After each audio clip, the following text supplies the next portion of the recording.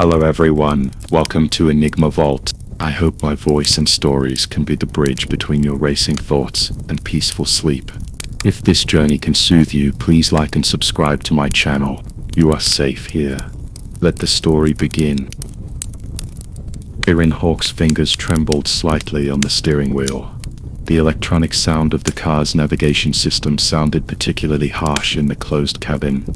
You have arrived at the Colorado Pine Campground. Through the windshield she looked at the pine forest stained by twilight, and suddenly a burning smell rose to her nose.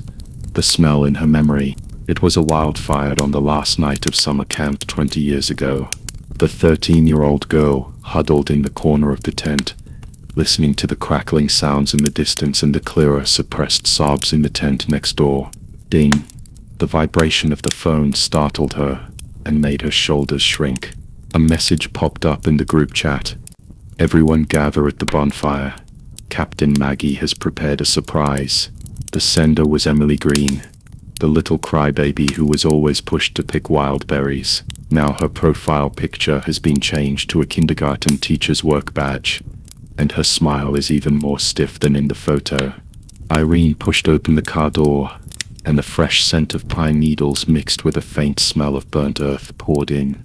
She pressed her temples, a sign of post-traumatic stress. As a psychologist, she knew very well what this physiological reaction meant. Those memories that had been deliberately sealed were seeping out through the cracks in the sense of smell.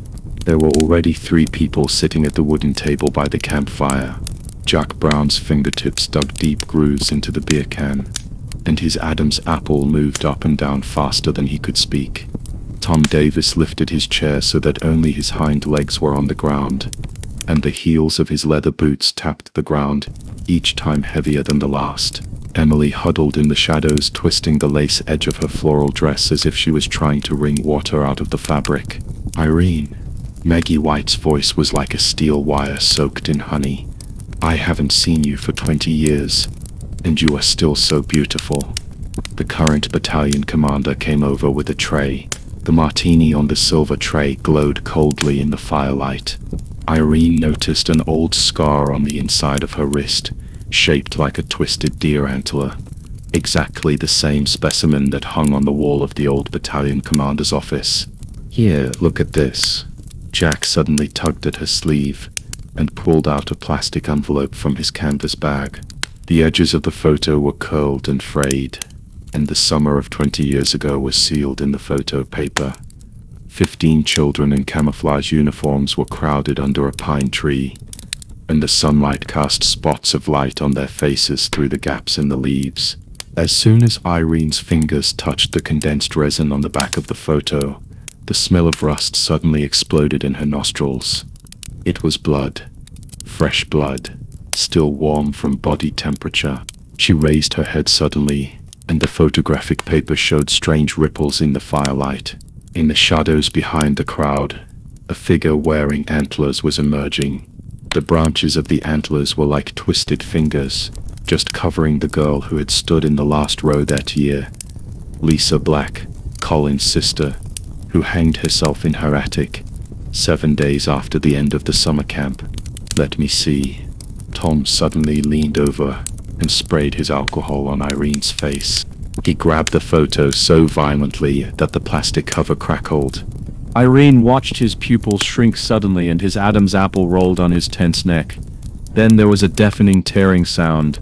The photo paper was torn in half, and the scraps of paper fell into the campfire, with sparks crackling. That's enough, Tom kicked over the chair. The shriek of the metal legs scraping against the ground made Emily sob softly. It's been 20 years. Do you really want to dig up the dead? His face flickered in the firelight.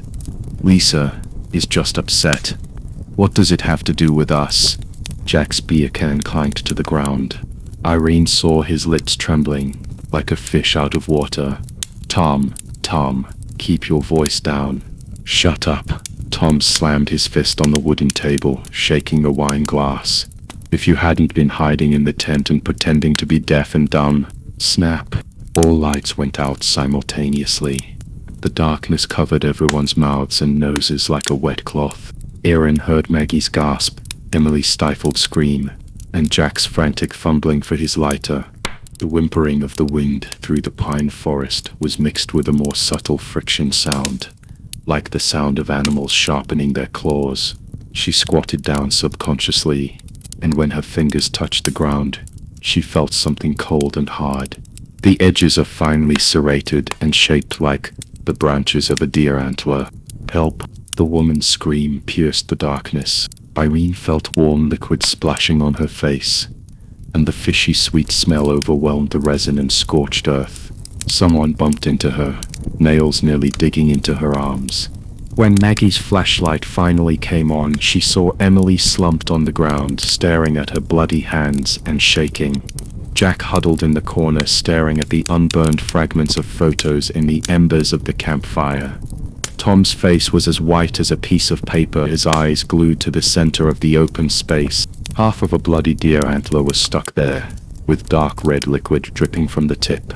Maggie White, who was standing in the crowd just now, was now backing away, covering her neck.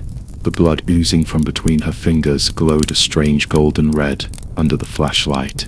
On the pine tree behind her, a new mark had been carved at some point, with crooked letters bearing their teeth and claws on the bark. "You owe Lisa, it's time to pay her back."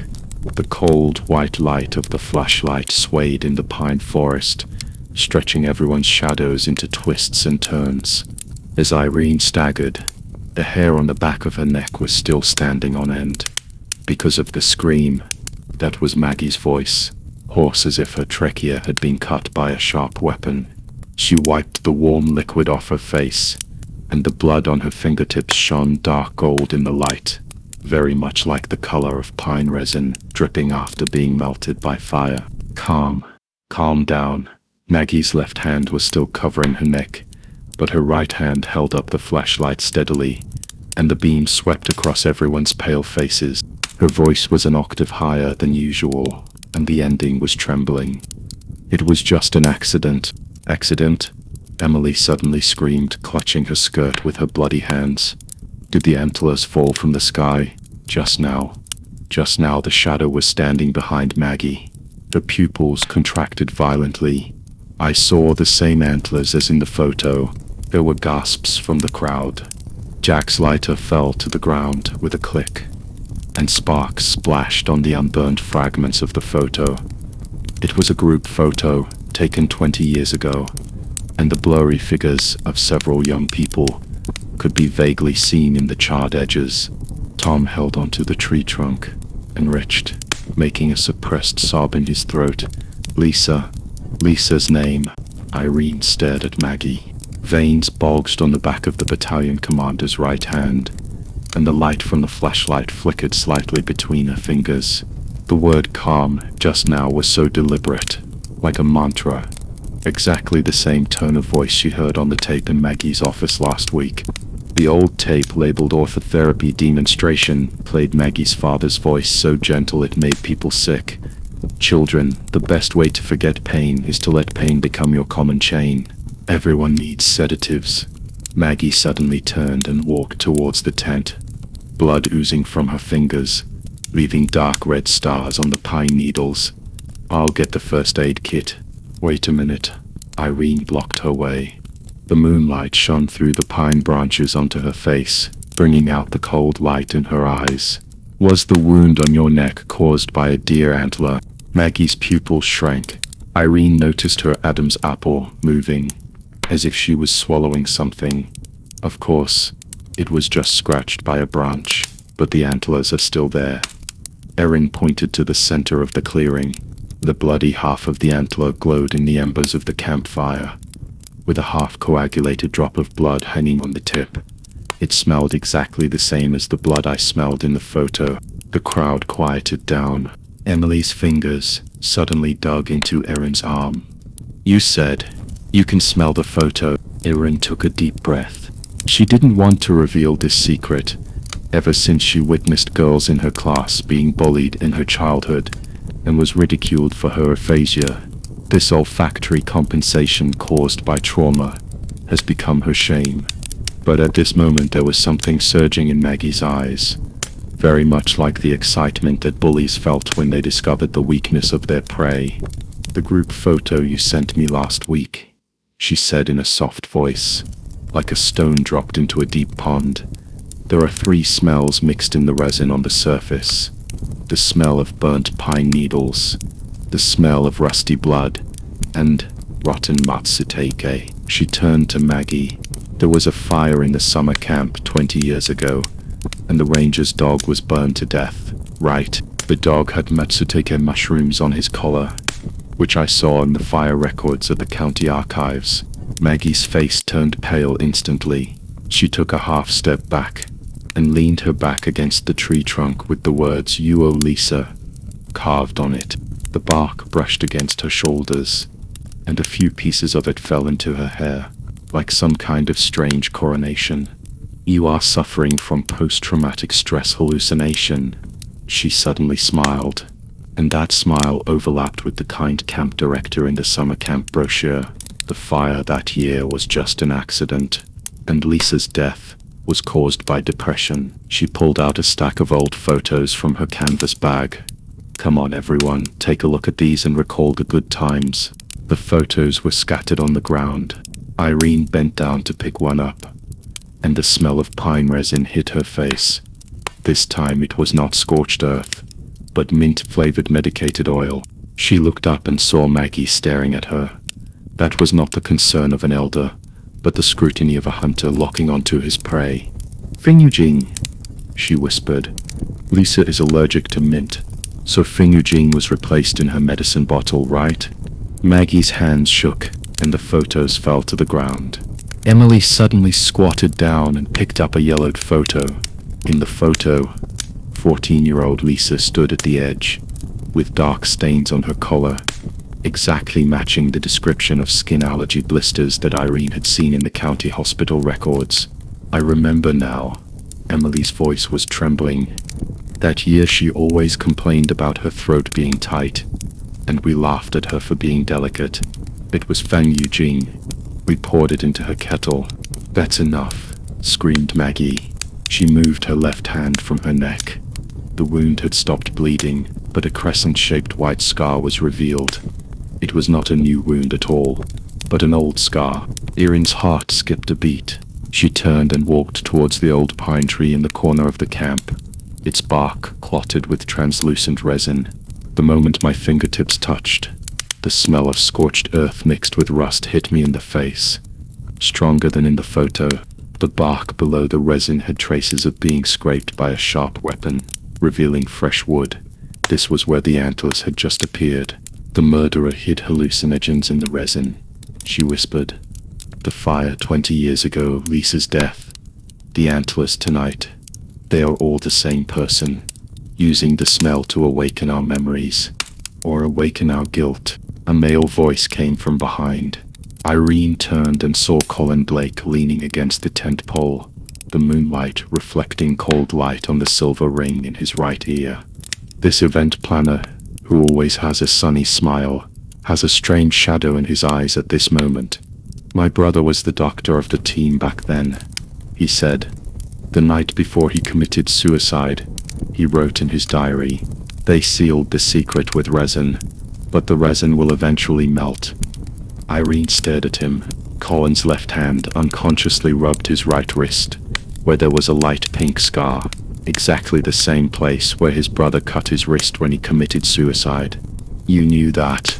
She wasn't asking a question. Colin pulled the corners of his mouth, his smile bitter. "I came here just to confirm. There is a metal box in Maggie's office, which contains her father's corrective therapy records." He took out half a key from his pocket. "My brother put this half key in my school bag before he committed suicide." The pine wind suddenly became stronger, making the tent cloth rustle. Irene looked at the key in Colin's palm, and found that it matched the half key she picked up outside Maggie's office window. "Cooperate," Colin said. "After tonight, Maggie will destroy all evidence."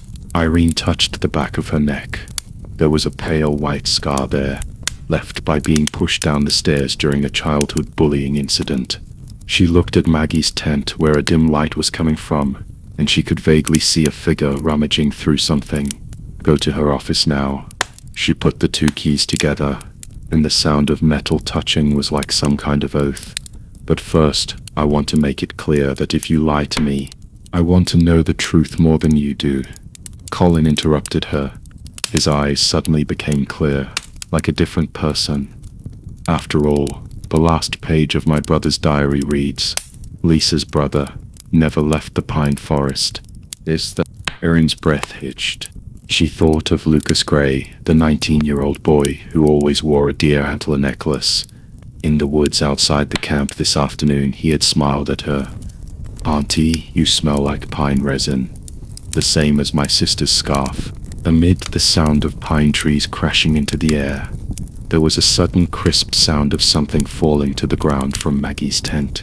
Colin took Irene's hand and rushed into the night. Their shadows intertwined in the pine woods like two fish swimming towards the abyss. Behind them, resin was slowly dripping from the old pine tree with blood words engraved on it. In the moonlight, tiny spores can be vaguely seen swimming in the golden liquid, like countless pairs of open eyes. The night in the pine forest is colder than expected. As Irene followed Colin into Maggie's tent, the old scar on the back of her neck was throbbing with pain in time with her heartbeat. It was left when she was pushed down the stairs onto a fire hydrant when she was 12 years old. Whenever she got close to a secret, the scar was like a living centipede. The kerosene lamp in the tent was so bright that it made people dizzy. Maggie was half kneeling in front of an old wooden box with its lid smashed on the ground. A yellowed group photo was tucked among the scattered papers. 19-year-old Maggie was wearing khaki overalls, standing in the front row of the summer camp team 20 years ago. The girl next to her was holding a guitar, with pine needles on the ends of her hair. Irene had seen it in the archives. It was Lisa Gray who committed suicide. Dr. Hawke? Maggie hurriedly picked up the paper on the ground, her knuckles turning blue and white. I'm looking for last year's first aid kit list. Colin bent down and picked up a piece of letter paper. The ink was mostly blurred by water, but he could still make out the words correction log. When he looked up, his pupils shrank to pinpoints, and his voice suddenly dropped to a low tone. My brother said that your father always took the children to the pine forest late at night. He said it was God's purification ritual. Maggie's hand stopped in midair. Irene noticed the silver chain around her neck. It was hidden in her collar during the conversation, but now it was half hanging out, with a faded deer antler pendant hanging on it, which was very similar to the one around Lucas's neck. Colin, go check the generator in the kitchen first. Irene held his wrist, which felt so hot that it seemed to burn through his skin. She smelled the scent of turpentine mixed with rust on Maggie's body, the fishy smell of old blood stains that had been washed 20 times, but still remained in the fabric fibers. After Colin left, the air in the tent suddenly became thin. Irene sat on the camp stool, deliberately touching her knees to the edge of the wooden box. Maggie's eyes immediately swept over her, like a mother wolf protecting her cubs. How does your father's corrective therapy work? Erin took out her cell phone and pretended to check her schedule. Maggie's face flickered in the light of the screen. I had a patient who was taken to the Forest of Confessions as a child. He said that the pine needles there would pierce his ankles until he said, I'm wrong. Maggie's Adam's apple moved. That's an outdated way of education. According to the autopsy report of Lisa Gray, there were resin crystals in her lungs. Irene stared at her trembling fingertips. She didn't commit suicide. She was buried alive in the resin. The resin went into my nasal cavity and turned my lungs into stone. The wind outside the tent suddenly became strong. Maggie's deer antler pendant hit the wooden box, making a slight sound. What do you want to ask? Ask you why you kept her scarf. When Irene said this, Maggie's face turned pale instantly. In the woods in the afternoon, Lucas said, you smell like pine resin, the same as my sister's scarf. She didn't pay attention to it at the time, but now she remembered that the same smell wafted from Maggie's cuffs when she made pine needle tea. Maggie stood up suddenly, and the chair made a screeching sound on the ground. I'm going to call security. Go ahead. Irene also stood up and took a half step closer. But you'd better explain first why the pattern of Lucas Gray's deer antler necklace is exactly the same as the holy relic that your father sold at the church auction. Before he could finish his words, the tent curtain was blown open by the wind. There stood a young man in the moonlight, pine needles in his hair, a deer antler necklace dangling from his collarbone. It was Lucas. He tilted his head and smiled. Auntie, are you talking about Sister Lisa? The pain in the back of Erin's neck came back. This time it wasn't an old injury, but something sharper. She could smell the sweet, greasy smell of pine resin on Lucas's body, like rotten pine cones melted in the sun, mixed with some kind of damp mold. That was the smell of ergot spores that she had smelled in the medical school laboratory. Lucas, why are you still not asleep so late? Maggie's voice trembled. The boy didn't look at her. His eyes were fixed on Irene's face. I heard the pine forest crying. My sister said that when pine trees cry, they hide their secrets in their resin. He reached for the necklace and rubbed the tip of the antler with his fingertips. Auntie, do you want to know the secret? Irene noticed that his fingertips were stained with a light golden mucus, the same color as the resin dripping from old pine trees. Is your sister's scarf here with Maggie? Lucas's smile froze. He suddenly leaned closer, and his breath sprayed on Irene's earlobe. Auntie's scar is so ugly. Irene stepped back suddenly and knocked over Maggie's teacup. The tea spilled on the scattered letters, and the date blurred by the water suddenly became clear. July 23, 1999. The day Lisa Gray died. Someone is there. Suddenly there were screams from the camp. Irene rushed out of the tent and saw the crowd around the campfire retreating. The flashlight beams were swinging around, shining on the old pine tree. The bloody words on the tree trunk were now covered with glowing mycelium, like countless pairs of green eyes. Farther away, a dark shadow was running into the woods, the antlers on its head glowing coldly in the moonlight. Chase. Colin rushed over from the kitchen, holding bear spray in his hand. The crowd began to stir. The sound of footsteps and shouting broke the silence of the night. When Erin looked back, Lucas was gone. Maggie was squatting in the tent, frantically stuffing letters into the box, the antler pendant dangling violently against her chest. At her feet, on a piece of tea-soaked paper, the words Lucas Gray were slowly emerging. It was Maggie's father's correction list, dated today. Amid the sound of pine trees, Irene touched the scar on the back of her neck. She heard a faint whimper in the wind, which sounded very much like Lisa Gray's guitar, and in the woods farther away, a young man was pressing his resin-covered fingers to his lips and smiling at the black shadow. The riots in the camp continued, but Irene knew that the real storm had just begun. The embers of the campfire crackled in the iron bucket, dyeing the night in the camp a dark red. Irene wrapped her windbreaker tightly around her neck as she made her way through the crowd. The old scar on the back of her neck began to feel hot again. It was caused when she was 12 years old, when 3 boys pressed her into the sand pit on the playground and scratched her with broken glass. At this moment, the burning sensation was like a fine needle, pricking her nerves again and again, reminding her that some wounds would never truly heal. Lucas, she called to the figure behind the birch trees at the edge of the camp. The boy had his back to her, the brim of his black hoodie pulled down low, and the moonlight cast a cold light on the deer antler necklace around his neck. Irene noticed that his right hand was always in his pocket, his knuckles pushing the fabric into an unnatural arc that should be where the spore sac that he never left behind was hidden. Dr. Hawk. Lucas turned around, with a new scrape on his left eyebrow. You should be treating those screaming people with a psychiatrist, not me. Irene didn't respond and took out an iron box from her canvas bag. The scent of pine resin mixed with fur filled the air between the two of them. That was the handmade soap she had made this morning using the resin that seeped out of the old pine trees in the camp. Lisa Gray once posted a photo on her social account of her sister washing her hands with the same soap. Lisa's guitar strings were last tuned 3 days before the accident. she said softly. She tuned it to Greensleeves because you said you wanted to hear her play a Scottish folk song.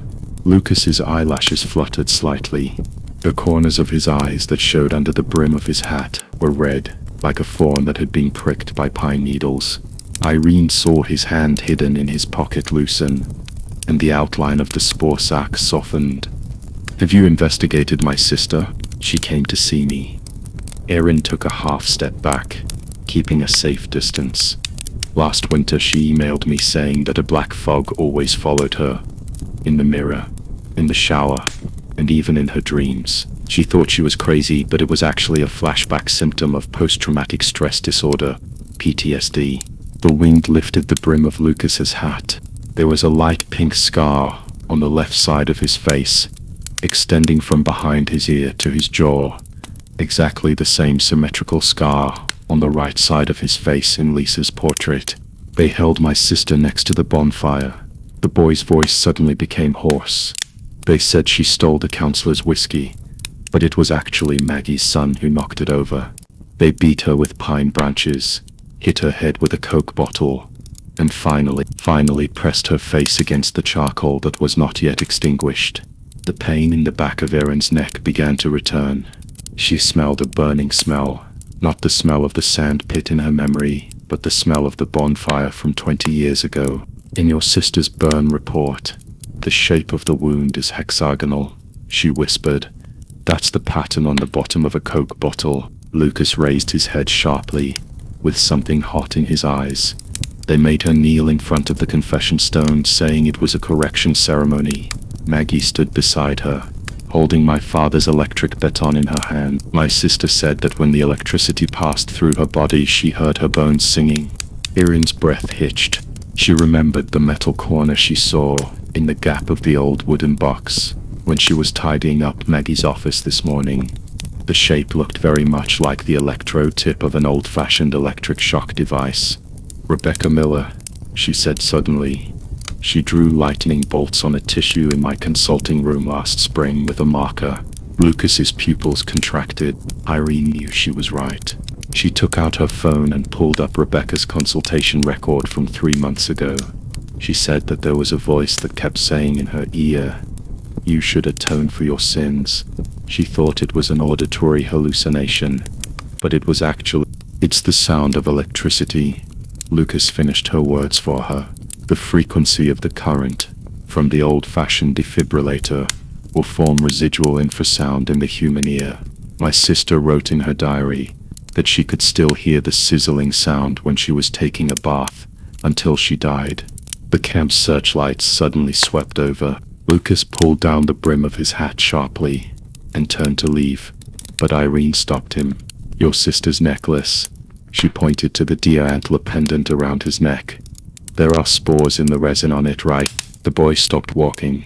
The moonlight passed through his fingers and shone on the antlers. There were indeed tiny golden particles floating in those translucent resin blocks. "Spores of Amanita muscaria," he said. "The night my sister had the accident, the Amanita muscaria next to the bonfire was crushed. The spores mixed with the resin seeped into her necklace, and then, later I scraped off the resin and made a new pendant." Irene suddenly remembered that when Rebecca suddenly pointed at the air and screamed, "Don't come over here," by the campfire the night before, Lucas was standing 2 meters behind her. The deer antler pendant on Maggie's neck was swaying in the tent with her footsteps. Was it also covered with the same spores? "Rebecca lives in the blue tent on the far west side." Lucas's voice suddenly lowered. There is a locked diary under her pillow. On the page of August 15th, 1999, there is half a Coke bottle cap. Before Irene could ask, he had disappeared into the pine forest. The wind blew pine needles past her feet, and one leaf was still covered with green mycelium, exactly the same glowing mycelium on the old pine tree. Rebecca's tent smelled damp and musty.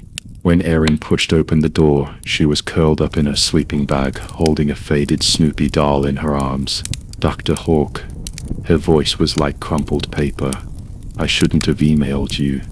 Who are they?" Irene sat down beside her and gently touched the back of her trembling hand. This is her usual safe contact technique, transferring warmth through skin contact while avoiding causing pressure on the other person. Rebecca's breathing slowed down. She stared down at Snoopy's head with one ear missing. It was the man with the antlers. He said we should all atone for our sins, and that we can't just let it go. By that time, you mean the summer camp in 1999? Erin asked. The night you and Lisa were locked in the storage room. Rebecca's pupils contracted violently. Snoopy fell to the ground with a pop. How do you know? She dug her nails into her palms. We were locked in a warehouse filled with rosin. Teacher Maggie said it was a purification ritual. They used that thing. She suddenly pointed at Irene's phone. Something like an electric mosquito swatter. It made a hissing sound and poked us. The back of Erin's neck began to burn again. She smelled the rusty smell she remembered. Not the bloody smell of the sand pit, but the burning smell of electricity piercing her skin. You mean the stun gun? She asked quietly. The silver one with CW engraved on the handle.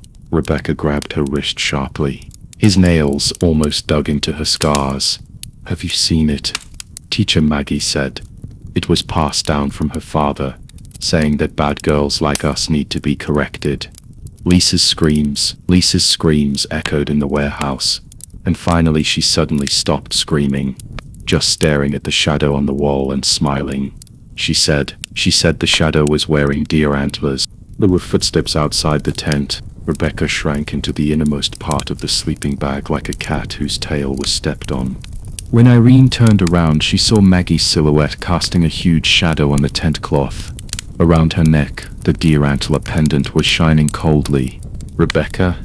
Maggie's voice was as sweet as honey. It's time to drink some sleep tea. Irene stood in front of Rebecca. She smelled Maggie's scent, not the common pine scent in the camp, but the sweet smell of chemicals mixed with pine resin. I drank with her, she said. A psychiatrist's duties include ensuring the safety of the patient. Maggie's smile faltered. There were a few mint leaves floating in the mug she handed over. When Irene picked up the cup, she noticed that there were old calluses on the inside of Maggie's left ring finger, the marks left by holding the handle of the electric shock device for a long time. Dr. Hawk is interested in the past? Maggie's fingers gently stroked the antlers on her neck. Some things are better left to rot in the pine forest. Irene took a sip of her tea. Beneath the coolness of mint, there is a hint of bitterness. That is the taste of datura. She lowered her eyes to stare at the bottom of the cup. When she heard Maggie's footsteps fade away, she turned to Rebecca, who was curled up in a ball. Among them you mentioned. Is there someone called Mark Wilson? Rebecca's body suddenly straightened. Snoopy slipped from her arms, revealing a locked diary under her pillow. On the cover, Mark is the devil was written in red pen. As Erin bent over to pick up Snoopy, she caught a glimpse of a Coke bottle cap tucked into the diary compartment. Exactly the same thing Lucas had described. She put Snoopy back into Rebecca's arms and whispered, I'll go watch the sunrise with you tomorrow morning. Rebecca's eyelashes were covered with tears. She looked at the scar on the back of Irene's neck and suddenly said, You look a lot like Lisa. The night she was burned, she also said she would take me to see the sunrise. The sound of pine trees crashing outside the tent suddenly became louder. Irene touched the scar on the back of her neck and smelled damp rust. The smell of blood mixed with resin and the burning smell of electricity. She knew that she had to find the stun gun before dawn tomorrow. And the name Mark Wilson is like a thorn, piercing the deepest part of all memories. As the moon sank behind the pine trees, Irene found the 1999 summer camp roster in the old administrator's storage room.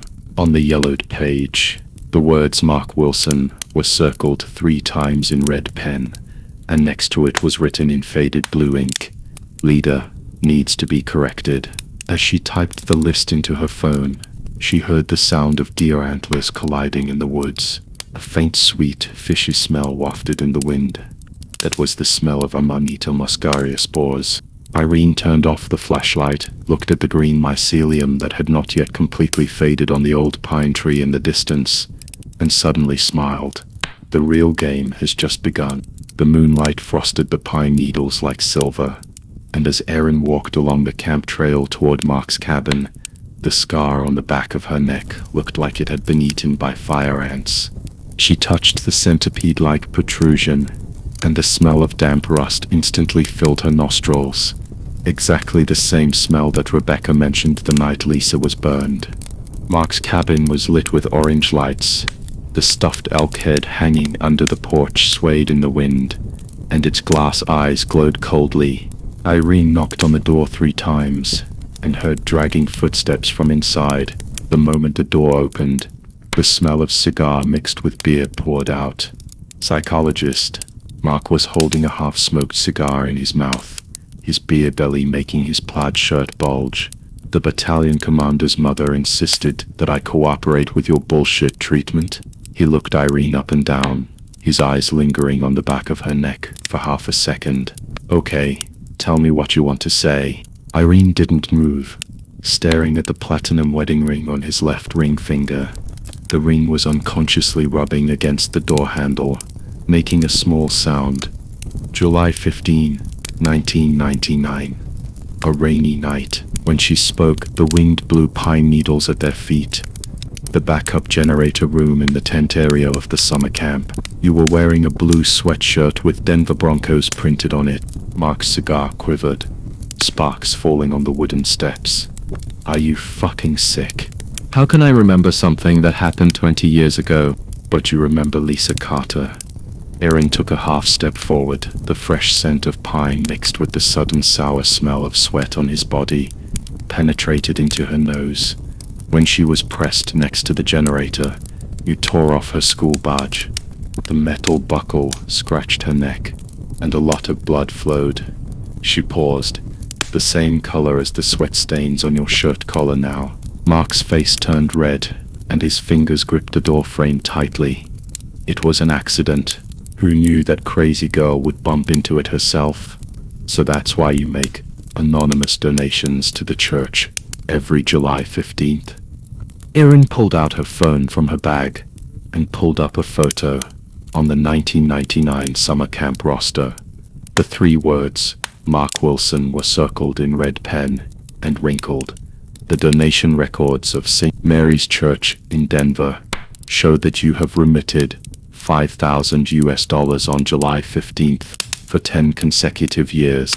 Last year it was changed to 10,000 because your daughter is also in high school, and you are afraid that she will encounter the same thing. Mark's Adam's apple rolled violently, and the cigar fell to the ground. He crushed it with his leather shoes, and didn't even notice the sparks splashing on his trouser legs. You fucking stalked me. I just smell fear, Erin said, her voice cold, like right now. The smell of your cigar can't cover the smell of ammonia. That's when you peed your pants. There was a sudden rustling sound in the bushes beside the cabin. Susan Thompson stood up, holding onto the crooked bushes. Her beige sweater was caught by pine needles, and her eyes were as red as if they were soaked in wine. That's enough. Her voice trembled. I saw it all. Mark turned his head suddenly, and the blood on his face drained away completely. Susan, are you crazy? I'm crazy. Susan walked closer, and every step felt like stepping on broken glass. I was 12 years old that year, hiding behind the oil drums in the generator room. I saw you pulling Lisa's hair.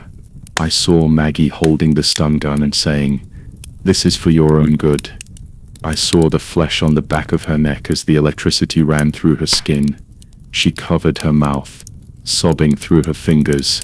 I was going to call the police, but Maggie said, she said if I told anyone I would be the next one to be corrected. Irene's breathing suddenly hitched.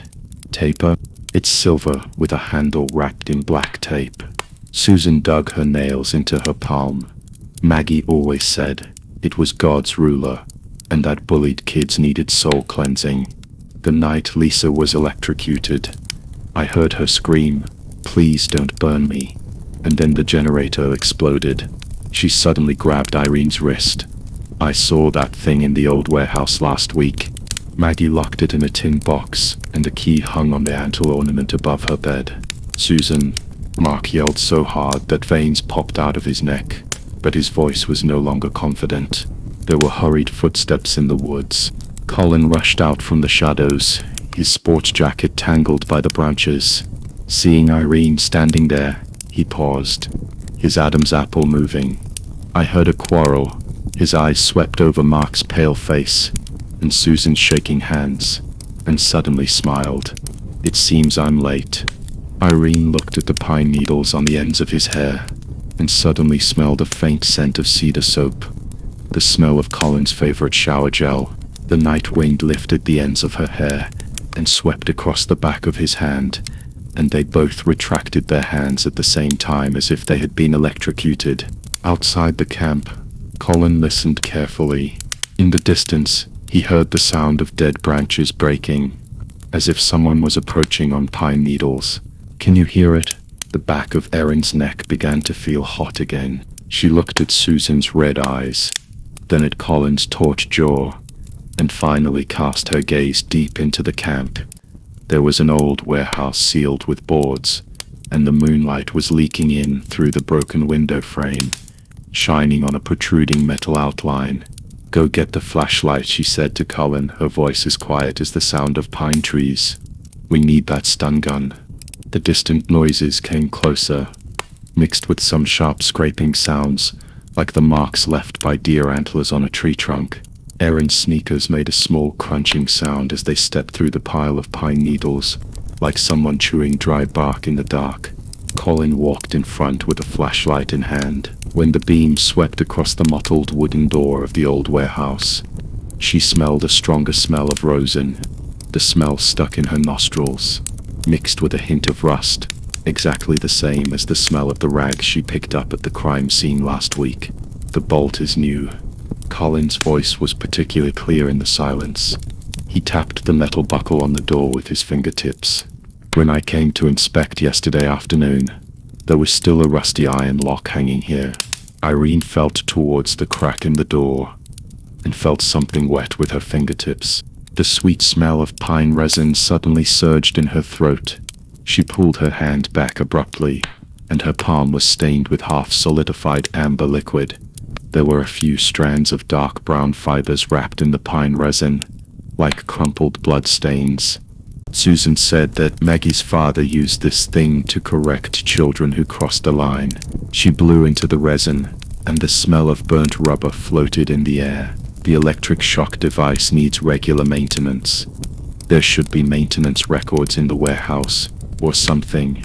Colin's flashlight suddenly flickered. As the beam of light swept across the corner, Irene saw a row of dusty canvas bags piled on an iron rack. The buckle of the top one flashed a cold light. It was exactly the same as the supply number of the summer camp 20 years ago. She remembered that in the old photos provided by Susan, each child had such brass buttons sewn on his or her backpack, like a row of solidified eyes. Wait. She held Colin's wrist and the flashlight stopped under the iron frame. There was a dark-colored floor tile, with half a piece of yellowed paper stuffed in the gap at the raised edge. Irene squatted down and picked up the piece of paper with her fingernails. The smell of burnt resin was suddenly so strong that it was blinding. The handwriting on the paper was written in blue ballpoint pen. 1990-1919-723. Voltage adjusted to 350 Vt. Little L struggled too hard. Little L is Lisa Mitchell. Colin's voice suddenly dropped an octave, with an unfamiliar hoarseness at the end. Irene looked up, and saw that his pupils had shrunk to pinpoints in the darkness, which was the expression his brother often had before committing suicide. When she was doing a psychological evaluation on Colin last week, his second-year personality used this voice to retell his childhood memories. Colin, she whispered, reaching out to touch the back of his hand. The familiar scent of cedar and soapberry, mixed with the salty taste of cold sweat, came over him, and he shuddered violently, and his pupils turned back to their normal brown color. Sorry. He tugged at his collar, his Adam's apple rolling. Maybe it's too dark. Suddenly there was the sound of rubber-soled shoes rolling over gravel outside the warehouse. Irene stood up immediately and stuffed the paper into her trouser pocket. When the door was pushed open from the outside, Maggie, wearing a floral apron, was holding a kerosene lamp. The warm yellow light made the wrinkles at the corners of her eyes look like cracked bark. Dr. Hawk, rummaging through old warehouses in the middle of the night. Is this a new course of psychotherapy? Colin stood in front of Irene. Aunt Maggie, we are looking for a defibrillator? Maggie smiled, the light casting a strange arc on her face. It should have been burned 20 years ago. What are you looking for? Her eyes swept over the paper in Irene's hand, and her smile suddenly froze. That's my father's work notebook. Your father abused children with these jobs. Erin met her gaze. Susan said that when she was 14, she was tied to a chair, and your father said, if you don't admit your mistakes, I'll shock you until you admit them. And what you're saying to the campers now, if you don't obey, you'll have to do an extra 3 kilometers of training. It's essentially the same desire for control. Maggie dug her fingers into her apron strings, her knuckles turning white. What do you know? This camp has been around for 30 years, because kids need rules. Those wild girls back then, including Lisa Mitchell? Erin interrupted. The girl who was electrocuted and incontinent and ended up hanging in the pine woods? Your father's notes say, little Elle is finally quiet. And you, she stepped forward, inherited his keys, his warehouse, and his fear. Afraid that the secrets of the past will be dug up. Afraid that the children will no longer need your rules. Maggie's kerosene lamp shook, and the oil splashed on the back of her hand, but she seemed unconscious. You can't get out, she suddenly whispered. It only takes 3 seconds to lock the door of this warehouse from the outside, and my walkie-talkie is in my apron pocket. Colin. Irene turned around and saw him standing on tiptoe to reach the wooden box on the top floor of the iron rack. A piece of black rubber tube was exposed on the edge of the wooden box, which was the electrode wire of the stun gun. As Colin pulled the wooden box, the entire iron frame made a harsh friction sound. The floor suddenly collapsed half an inch, and the vent above his head closed with a click. It's a trap. Irene covered her mouth and nose as pungent white smoke poured out from the cracks in the floor. The smell was like burning plastic mixed with the bitter smell of pine resin, and her eyes immediately stung. Colin choked and coughed as she held onto the iron frame. The wooden box fell to the ground with a bang, and the metal-shelled electric shock device rolled to her feet.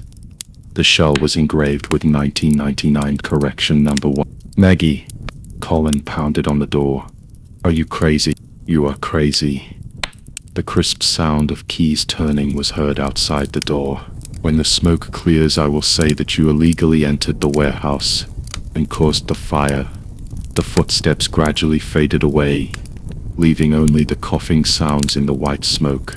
Irene wiped the sweat from her face and felt for the piece of paper in her pocket. The smoke grew thicker, her lungs felt like they were soaked in boiling vinegar, and her vision began to go dark. Colin suddenly grabbed her wrist with such force that it almost broke her bones. Erin, the vent is behind the third board on the left. My brother found it when he was hiding from punishment. His voice had a double overlap, as if 2 people were speaking at the same time. Irene gritted her teeth and used the edge of the stun gun to pry open the wooden board. The rotten wood chips fell into her eyes, but she didn't dare blink. In the darkness she saw a ray of moonlight shining through the ventilation duct, like a thin silver needle, piercing through the white fog surrounding them. The white smoke in the warehouse was as thick as cotton wool soaked in ink.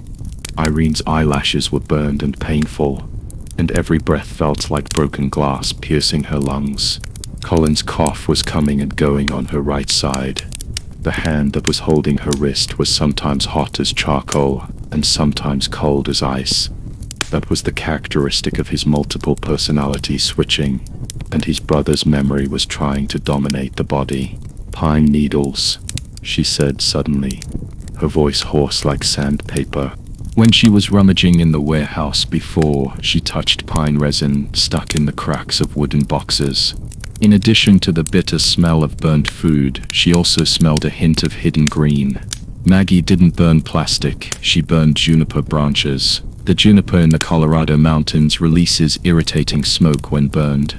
In the past, loggers used this method to drive away poachers. Her fingers traced the floor and touched a few crispy chips of sawdust. Dry pine, which burned more resistant than rotten wood. Colin's breathing suddenly became lighter, and his brother's tone became clearer in the double voice. The third board on the left. There's nothing underneath. He dug his nails into the gaps between the boards, and rotten wood chips fell into the back of Irene's neck. My brother said that when they were punished to close the warehouse, he threw stones here, and the mud on the wall is thinner than other places. Irene touched the electric shock device at her feet. The metal shell still had the residual heat from the fall. She used an edge to pry open the wooden board Colin pointed to, and the musty smell mixed with a stronger pine resin came out. The iron mesh of the ventilation pipe was half a foot below, and was grey and black due to years of smoke and dust. Find a stone. She pulled off Colin's belt and knocked the buckle on the ground. It needs to be flat so that it can get stuck in the iron mesh. Colin's palm suddenly pressed on the back of her hand, and this time it was his own warmth. On the second shelf, there are pebbles at the bottom of the wooden box containing resin. He bent over and rushed into the smoke. His shadow was like a swaying flame in the white mist. When he reappeared, his palm was holding 3 blue-gray pebbles. Irene took it, wrapped the first one with a belt, and threw it towards the iron net with force. With a click, the stone was embedded in the gap of the iron net. She pulled with force, and the rusty iron net actually cracked with a gap as wide as an index. Fresh air rushed in through the cracks, and Irene's temples throbbed. She saw Colin's face finally turn from pale to light pink. Door. She pulled the stun gun over, and the inscription 1999 in correction number 1 on the metal shell shone coldly in the smoke. Maggie used an old-fashioned mechanism to lock the door, which should be the same as this stun gun. There was a row of imperceptible lines under the copper lock of the warehouse door. When Irene got closer, her sense of smell was suddenly triggered. It was the smell of rust mixed with verdigris, exactly the same as the wear marks on the handle of the stun gun. This is Morse code. She tapped the door lines with her fingernails. Long and short. The correctional camp in 1999 may have used codes to control the agency. Colin came closer, and another voice suddenly interrupted. My brother said that their punishment's number is the date written in reverse. Irene's fingers pressed quickly on the button of the stun gun, and the electricity sent out blue sparks on the metal surface. The door hinge groaned harshly, and a series of crisp sounds came from the lock core, the sound of gears meshing. Colin pushed the door hard, and the rotten wooden door panel hit the ground with a bang. Maggie was standing at the end of the corridor 5 meters away, and the key ring in her hand was shining coldly in the moonlight. You should be burned to death in there. Her voice was like frozen pine branches, but the panic in her eyes dissipated faster than smoke. The warehouse circuit is outdated. I will report to the police tomorrow. Shut up. Irene raised the stun gun, and Maggie's distorted face was reflected in the metal shell. Correction device from 1999. Your father's legacy, right? Maggie's pupils suddenly shrank, and when she turned around, her skirt swept across the bushes in the corner. Irene noticed that the branches of the bushes were shaking slightly, and there was something hidden behind them. Colin tugged at her sleeve. Go back to your room first. His voice became double again. My brother said there are scratches on the back of the device. Back at Colin's cabin, Irene placed the stun gun under the lamp. Sure enough, there was a line of very small letters on the back, which were almost invisible due to the wear and tear of time. CW 1919 Nave. CW were the first letters of Maggie's last name, and July 15th, 1999 was exactly 3 days before the summer camp tragedy. Colin used a magnifying glass to shine on the device interface. This is an old-fashioned pulse generator that can simulate nerve electric shocks. It is consistent with the corrective therapy of the past. There was a sound of dead branches breaking outside the window. Irene looked up and saw a shadow flash in the moonlight. Like the reflection of a telescope, she took out her cell phone and flipped to the number at the bottom of the address book, marked Archive Bug. That was her college roommate who worked as an FBI archivist. Help me check the equipment registration for the 1999 Colorado Youth Correction Camp, numbered correction. She lowered her voice. Also, who is CW? There was silence on the other end of the line for 2 seconds, and then there was the sound of paper tearing. Wait, Irene, my electronic file was suddenly locked, and the paper file, irrelevant pages of the paper file, were torn away. Irene tapped her fingers 3 times on the tabletop, a habit she had when she was anxious. She looked out the window at the swaying shadows of the trees, and heard a faint dial tone coming from the direction of Maggie's cabin. Colin suddenly held her hand, this time with his own warmth. They are scared. His eyes were surprisingly bright under the lamp. Because we are too close to the truth.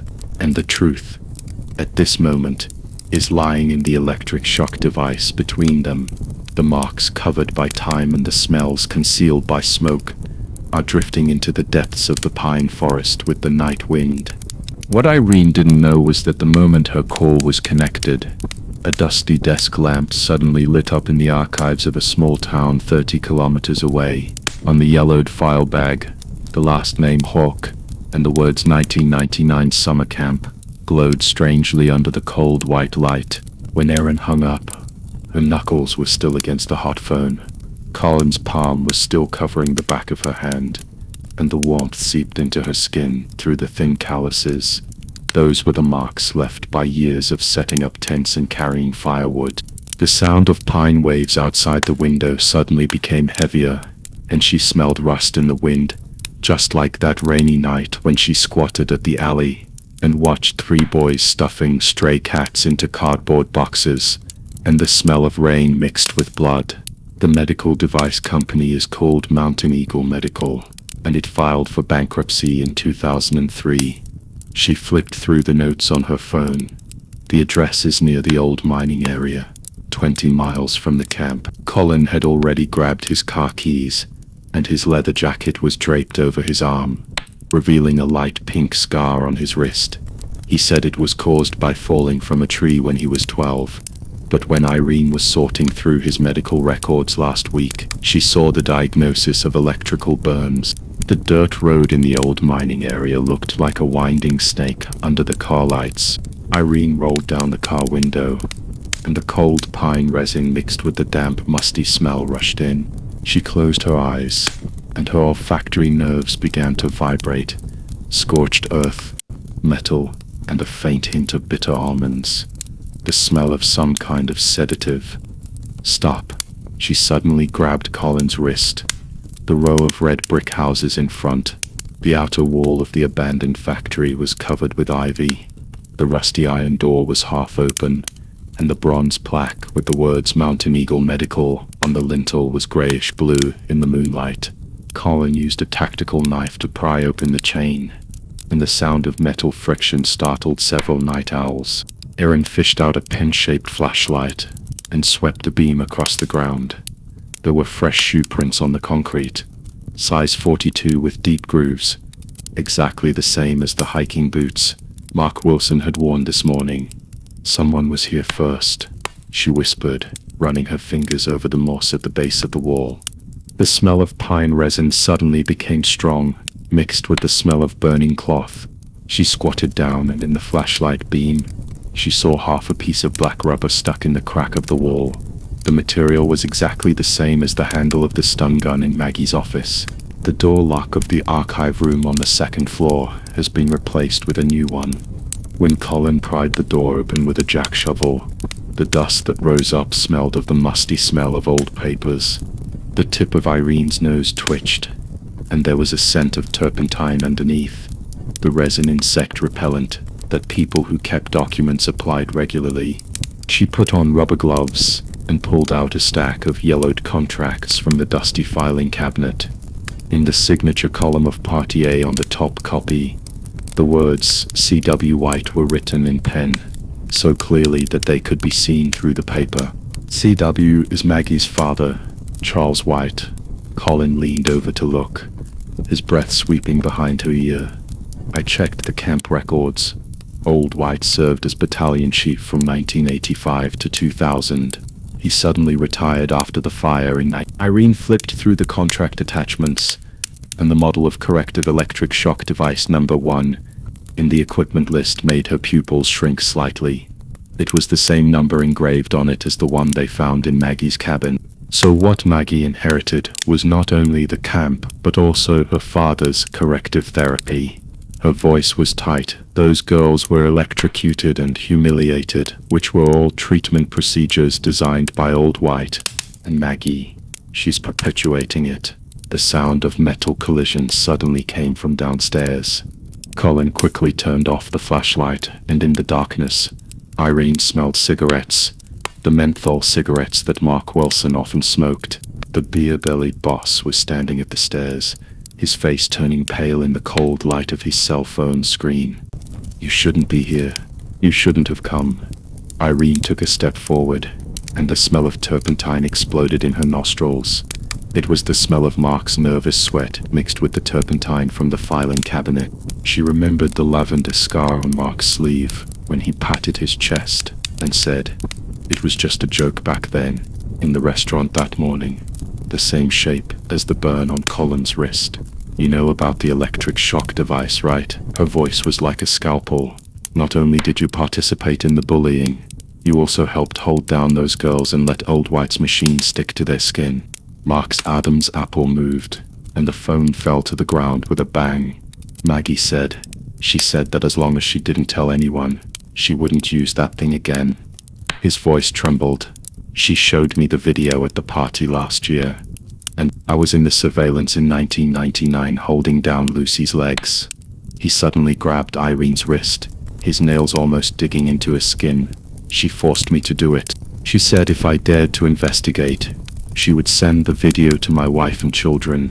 Colin's hand suddenly grabbed Mark's wrist with surprising force. Irene felt the temperature of his palms rising, which was his characteristic when he was anxious. "You should have said it earlier." Colin's voice was cold and hard, like a different person.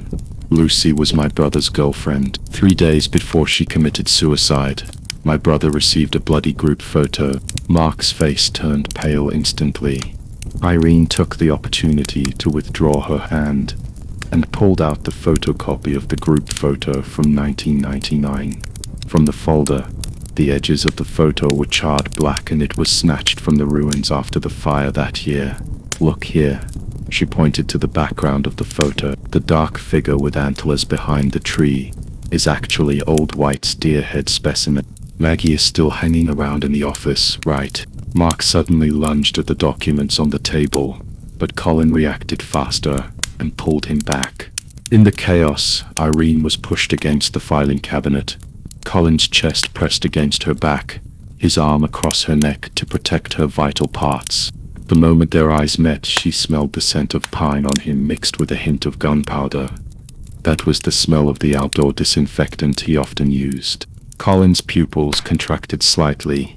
His Adam's apple moved, and he wanted to say something when suddenly the roar of a car engine came from downstairs. "It's Maggie's Jeep." Colin listened carefully, and his face changed suddenly. She installed a custom exhaust pipe, and the sound is like a broken gong. Mark's face turned pale, and he collapsed to the ground. She must have installed a location on my phone." Irene grabbed the papers on the table and stuffed them into the canvas bag. Colin had already picked up a folding shovel and was blocking the door. The sound of the engine was getting closer, mixed with the crisp sound of pine branches being broken. She smelled the familiar smell of turpentine on the wind, stronger than usual, with a hint of the sweet chemical smell of the insect repellent spray that Maggie often used. "Go through the back window."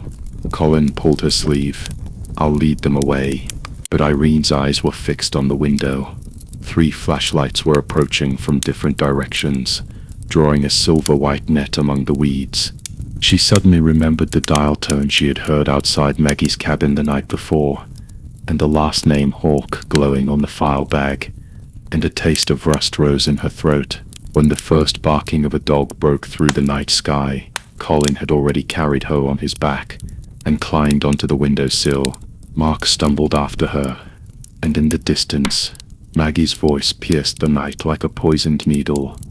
"Dr. Hawk, don't leave in a hurry." Her tone was still as kind as usual, but it reminded Irene of the words "Sister will take you to play," said by the girl who bullied her when she was 12 years old, smiling and pushing her into the trash can.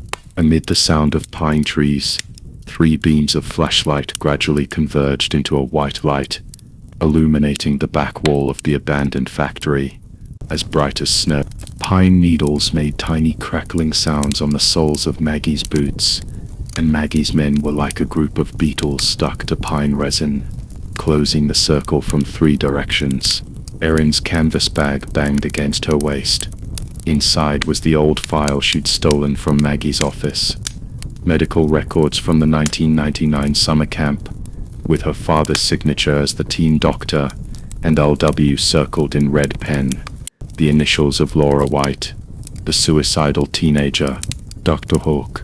Maggie's voice came wrapped in pine waves, and the flashlight suddenly hit Irene's face, making her squint. A 50-year-old woman in washed-out khaki overalls, with pine needles on her temples, but a smile like the Madonna on a Christmas card. "It wouldn't be good for your clinic if you were to go through someone else's drawers in the middle of the night." Colin's folding shovel gleamed coldly in the moonlight. He leaned sideways to block Irene, his back tensed like a bow. Mark huddled behind the two of them, his Adam's apple rolling up and down. I just followed to see." "Look at how you pushed Laura into the fire," Irene suddenly asked, and the archive papers in the canvas bag rustled.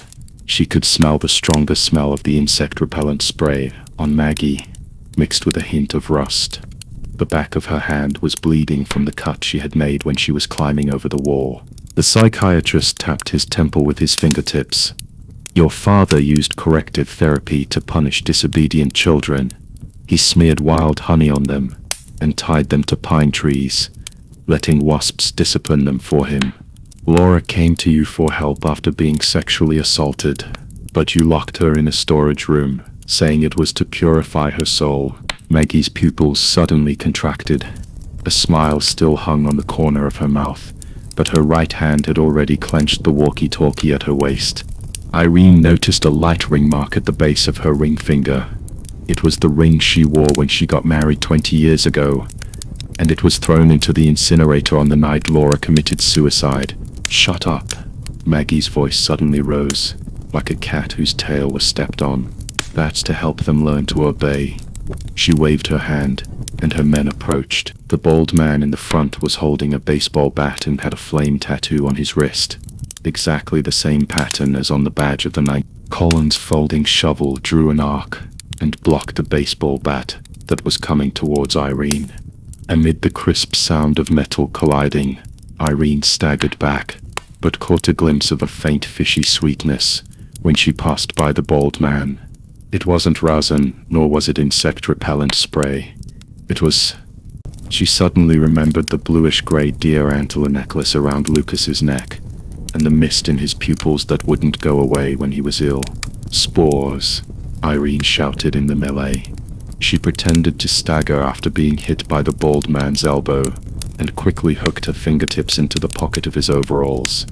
There was a small paper package wrapped in wax paper inside. When she got close to it, she felt a burning sensation in her nose, which was exactly the same smell she smelled when Lucas had an attack. Colin's folding shovel hit the bald man's wrist. The man screamed in pain and let go, and the paper bag fell to the ground.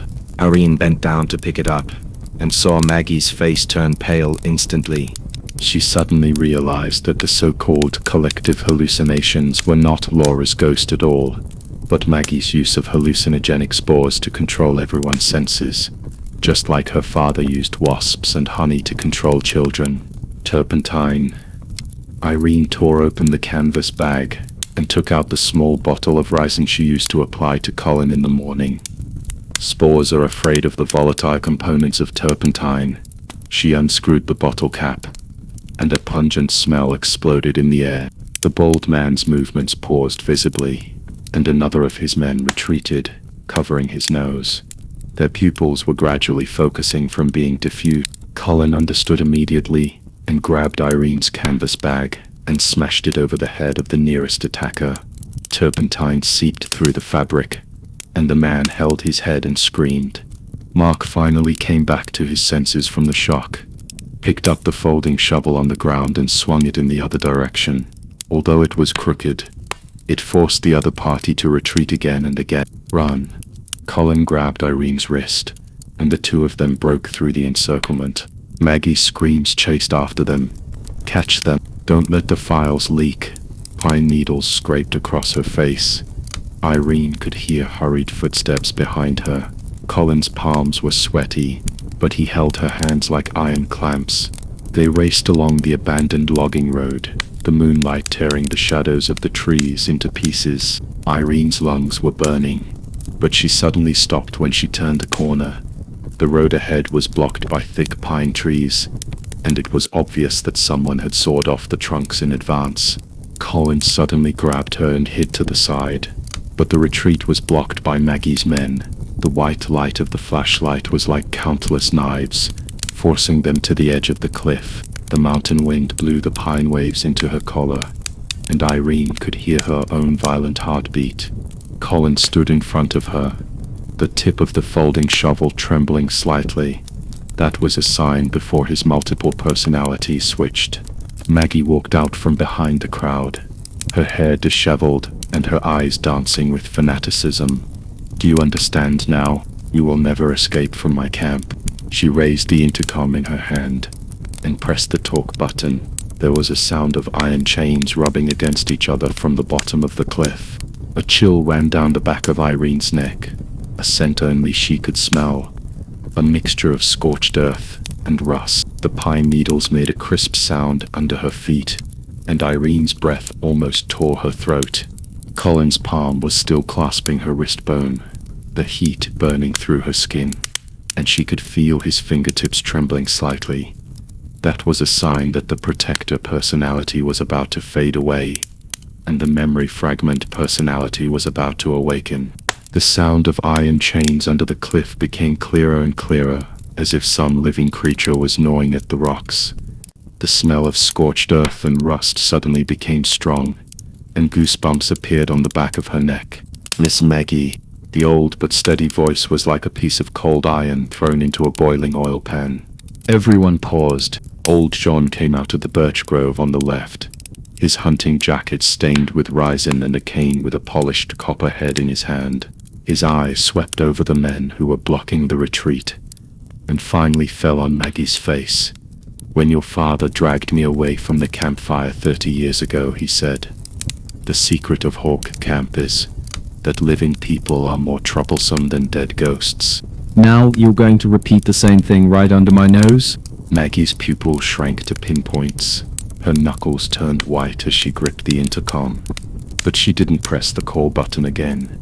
The sound of the iron chain under the cliff suddenly stopped, as if someone had suddenly cut the string. Mr. John, you are old and tend to make mistakes easily. Maggie forced a stiff smile. These two young men stole the camp supplies. I just want to bring them back to discipline them. Discipline? Old John slammed his cane on the ground. Your father used to say that when he used a belt to beat those kids, he said it was God's correction. He turned to Irene, and there was some warmth in the wrinkles at the corners of his eyes. Dr. Hawk, Colin, come with me. Colin's folding shovel clanked to the ground. Only then did Irene realize that the backs of his fingers were covered in blood. When he broke through the encirclement just now, he had used his hands to push aside the thorny bushes. She bent down to pick up the shovel. The moment her fingertips touched the metal, the smell of pine resin suddenly rushed into her nose, mixed with a faint mint scent. That was the smell of the throat lozenges that Colin's brother Sean often used before he committed suicide. Old John's cabin was hidden in the deepest spruce forest of the camp, and the fireplace was crackling with pine branches.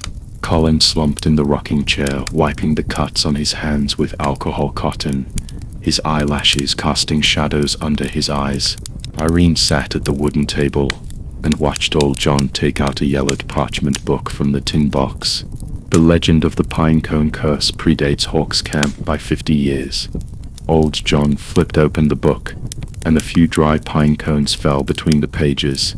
When the first pioneers cut down the sacred tree to build a camp, what flowed out of the tree's heart was not sap, but dark red blood. They sealed the blood in pine cones, saying it was a punishment for greed. His cloudy eyes suddenly lit up, but the real curse started with old Hawk's generation. Irene took out the notebook she carried with her, the tip of her pen hanging in the air. Are you talking about the corrective therapy promoted by Maggie's father? That's not therapy. Old John's Adam's apple moved. In the summer of 1999, I was a ranger at the camp. One night I heard crying coming from the cabin, and through the window I saw old Hawk holding a belt and Maggie holding a camera.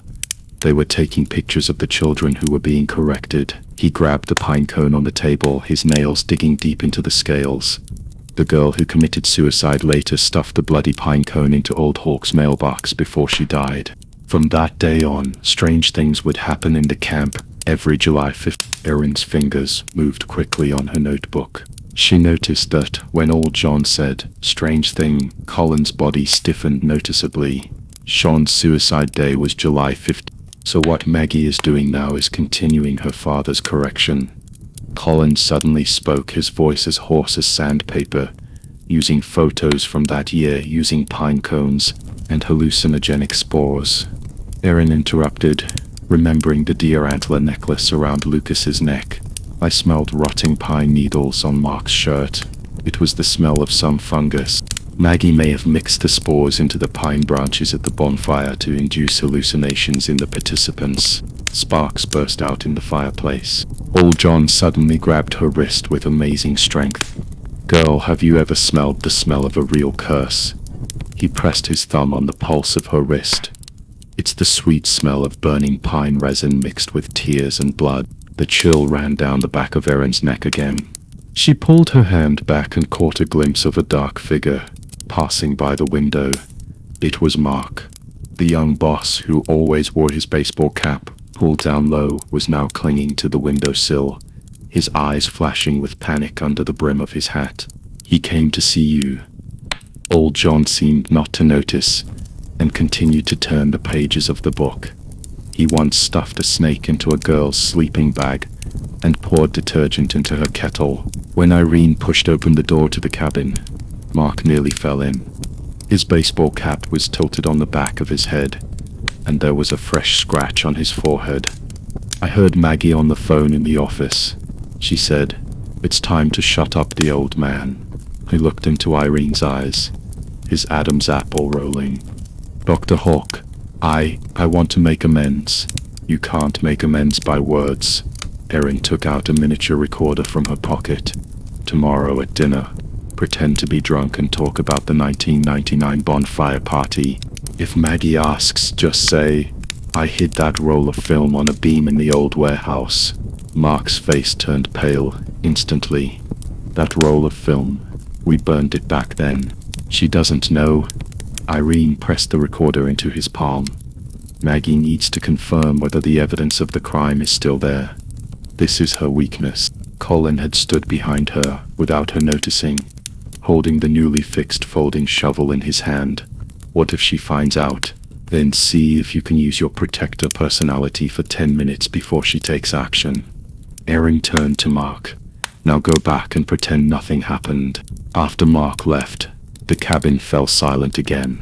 Old John closed the parchment book and tapped the cover with his knuckles. "Tomorrow I will take you to see someone, Alicia Johnson. She has been studying Colorado folklore for 30 years, and she may have records of old Hawk's correction files."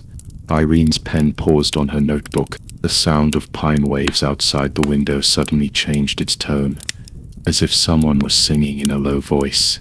She sniffed the air. This time there was no scorched earth or rust, only a faint scent of cedar, a strange yet reassuring smell, like some secret was slowly unfolding. Colin suddenly took her hand. His palms were no longer sweaty, but dry with body temperature. His protector personality was still there.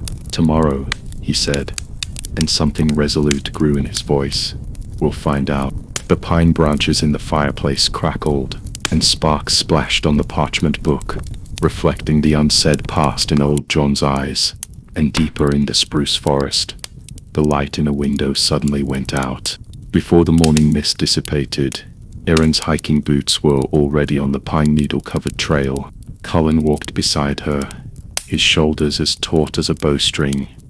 Old John said Alicia's cabin was hidden deep in the spruce forest, where the fog always dissipated more slowly, and he insisted on carrying the canvas bag containing the parchment book for her. "We're here." Old John tapped a charred tree stump with his walking stick. Irene looked up and saw that the cabin in front of her was smaller than she had imagined. The faded log exterior was covered with lichen, and strings of dried pine cones hung on the window frames, making tiny clinking sounds in the wind. The door suddenly opened, and the woman in the linen shirt poked her head out, her silver-gray braids hanging down in front of her chest. But her eyes were surprisingly bright. "Dr. Hawke, I've been waiting for you for a long time." Alicia Johnson's study smells like stale paper and turpentine. As soon as Irene sat down, she noticed the roll of brown paper spread out on the desk. There was a deer antler totem circled in red pen on it, which was exactly the same as the outline of the black shadow they saw in the crime scene photo. "Old John said you were looking into the pine cone curse." Alicia handed over a cup of hot cocoa, with fine pine needle fragments on the wall of the cup. 30 years ago I was sorting through colonial documents in the archives, and found 4 similar death records. The victims were teenagers who had attended summer camp. The cause of death was listed as cardiac arrest, but half a burnt pine cone was tucked into each autopsy report. Erin ran her fingertips lightly over the edge of the brown paper roll. The smell of pine resin suddenly rushed into her nostrils. It was not scorched earth or rust, but some kind of green pine needle scent with a hint of damp moss, somewhat similar to the cedar scent she smelled in the group photo. The core of the curse is the purification ritual. Alicia flipped open another journal with a gold-embossed cover. Pioneers in the 19th century believed that evil spirits in the pine forest would possess sinners. They used pine resin, mixed with hallucinogenic spores, to make a holy object, to make sinners see their sins in a hallucination, and finally pierced the heart with deer antlers, to seal the evil spirits into pine cones. Colin's fingers tapped lightly on the table. Irene knew that was his habitual action before switching personality, but this time, the protector just leaned closer to the journal, his Adam's apple moving. The hallucinogenic spores, or they related to the grey powder on the Yosnia. Smart. Alicia's gaze stayed on Colin's face for 2 more seconds, her fingertips unconsciously curling the ends of his hair. That kind of spore will release aerosols in a humid environment, and when inhaled, people will see the most terrifying scenes. Captain Hawke's corrective therapy back then might have been to use this to control the campers. Irene's pen made a smudge of ink on the notebook. She smelled it. As Alicia spoke, a faint, sweet and fishy smell suddenly floated in the air. It was the smell of the torn butterfly specimens she saw when she was bullied in her childhood. She looked up and saw Alicia tucking a strand of silver hair behind her ear. There was a crescent-shaped scar on the inside of her wrist, which was exactly the same shape as the iron bars of the correction room, described in the diary of the suicidal girl. "Can I see the autopsy report you mentioned?" She suppressed her heartbeat. "Maybe we can find a connection with the case from 20 years ago." The next 3 hours seemed to be fast-forwarded. When Colin helped her turn the pages, his knuckles occasionally brushed against the back of her hand. When Alicia handed her the documents, she would always touch Colin's arm intentionally or unintentionally. When the setting sun stretched the shadow of the window frame into the shape of a deer antler, Irene finally found a key clue in a record from night. The wound on the left chest of the deceased was shaped like a deer antler, and there were some hairs that were not completely carbonized in the pine cone. DNA matching confirmed that the missing 14-year-old girl, Ruth Miller, was a match. Ruth Miller. When Irene read the name, Colin's hand suddenly covered the back of her hand. The warmth of his palms came through his skin like a steady anchor. The girl who committed suicide 20 years ago was named Claire Miller. They're cousins. Alicia's voice suddenly softened. The Miller girls always have accidents in the summer. Did Claire have similar burns on her chest when her body was found? Erin's breath hitched. She remembered the crossed-out note in the forensic report. The deceased had abnormal burn marks on the left chest skin, suspected to be caused by high-temperature burns. It turned out that it was not a burn, but the mark left by a pine cone being forced into the skin. The murderer was repeating a 19th century purification ritual, and the sacrifice was the Miller girl. It's time to take a break. Alicia stood up to make coffee. Her loose shirt slipped off her shoulders, revealing a tattoo on the back of her neck in the shape of a deer antler. Colin, can you help me take down the history of Colorado's pagans from the top shelf? Colin responded, knocking over Erin's mug as he turned around. The dark brown liquid spread on the documents. Irene squatted down to wipe it, but saw Alicia's canvas bag open under the table. On top was half a box of Yersinia spores, exactly the same powder as the one in Luca's necklace. Here, Colin's voice came from above his head. When he bent down, his body temperature wrapped in the scent of cedar fell down. Why are you squatting so low? Irene stood up and met his concerned gaze. There was a light sound of a coffee pot behind her, and Alicia's laughter was like a pinprick. Colin is really reliable, completely different from my useless son. Jealousy comes without warning. Irene remembered the warmth of Colin's hand in hers last night, the light in his eyes when he said, "We'll find the answer." She stared at Alicia's hand on Colin's arm, her throat tightening, until Colin suddenly turned sideways, putting some distance between them with his body. "Erin," he asked, his voice low enough for only her to hear, "do you smell the pine? The same thing that was outside the window last night?" Irene was startled.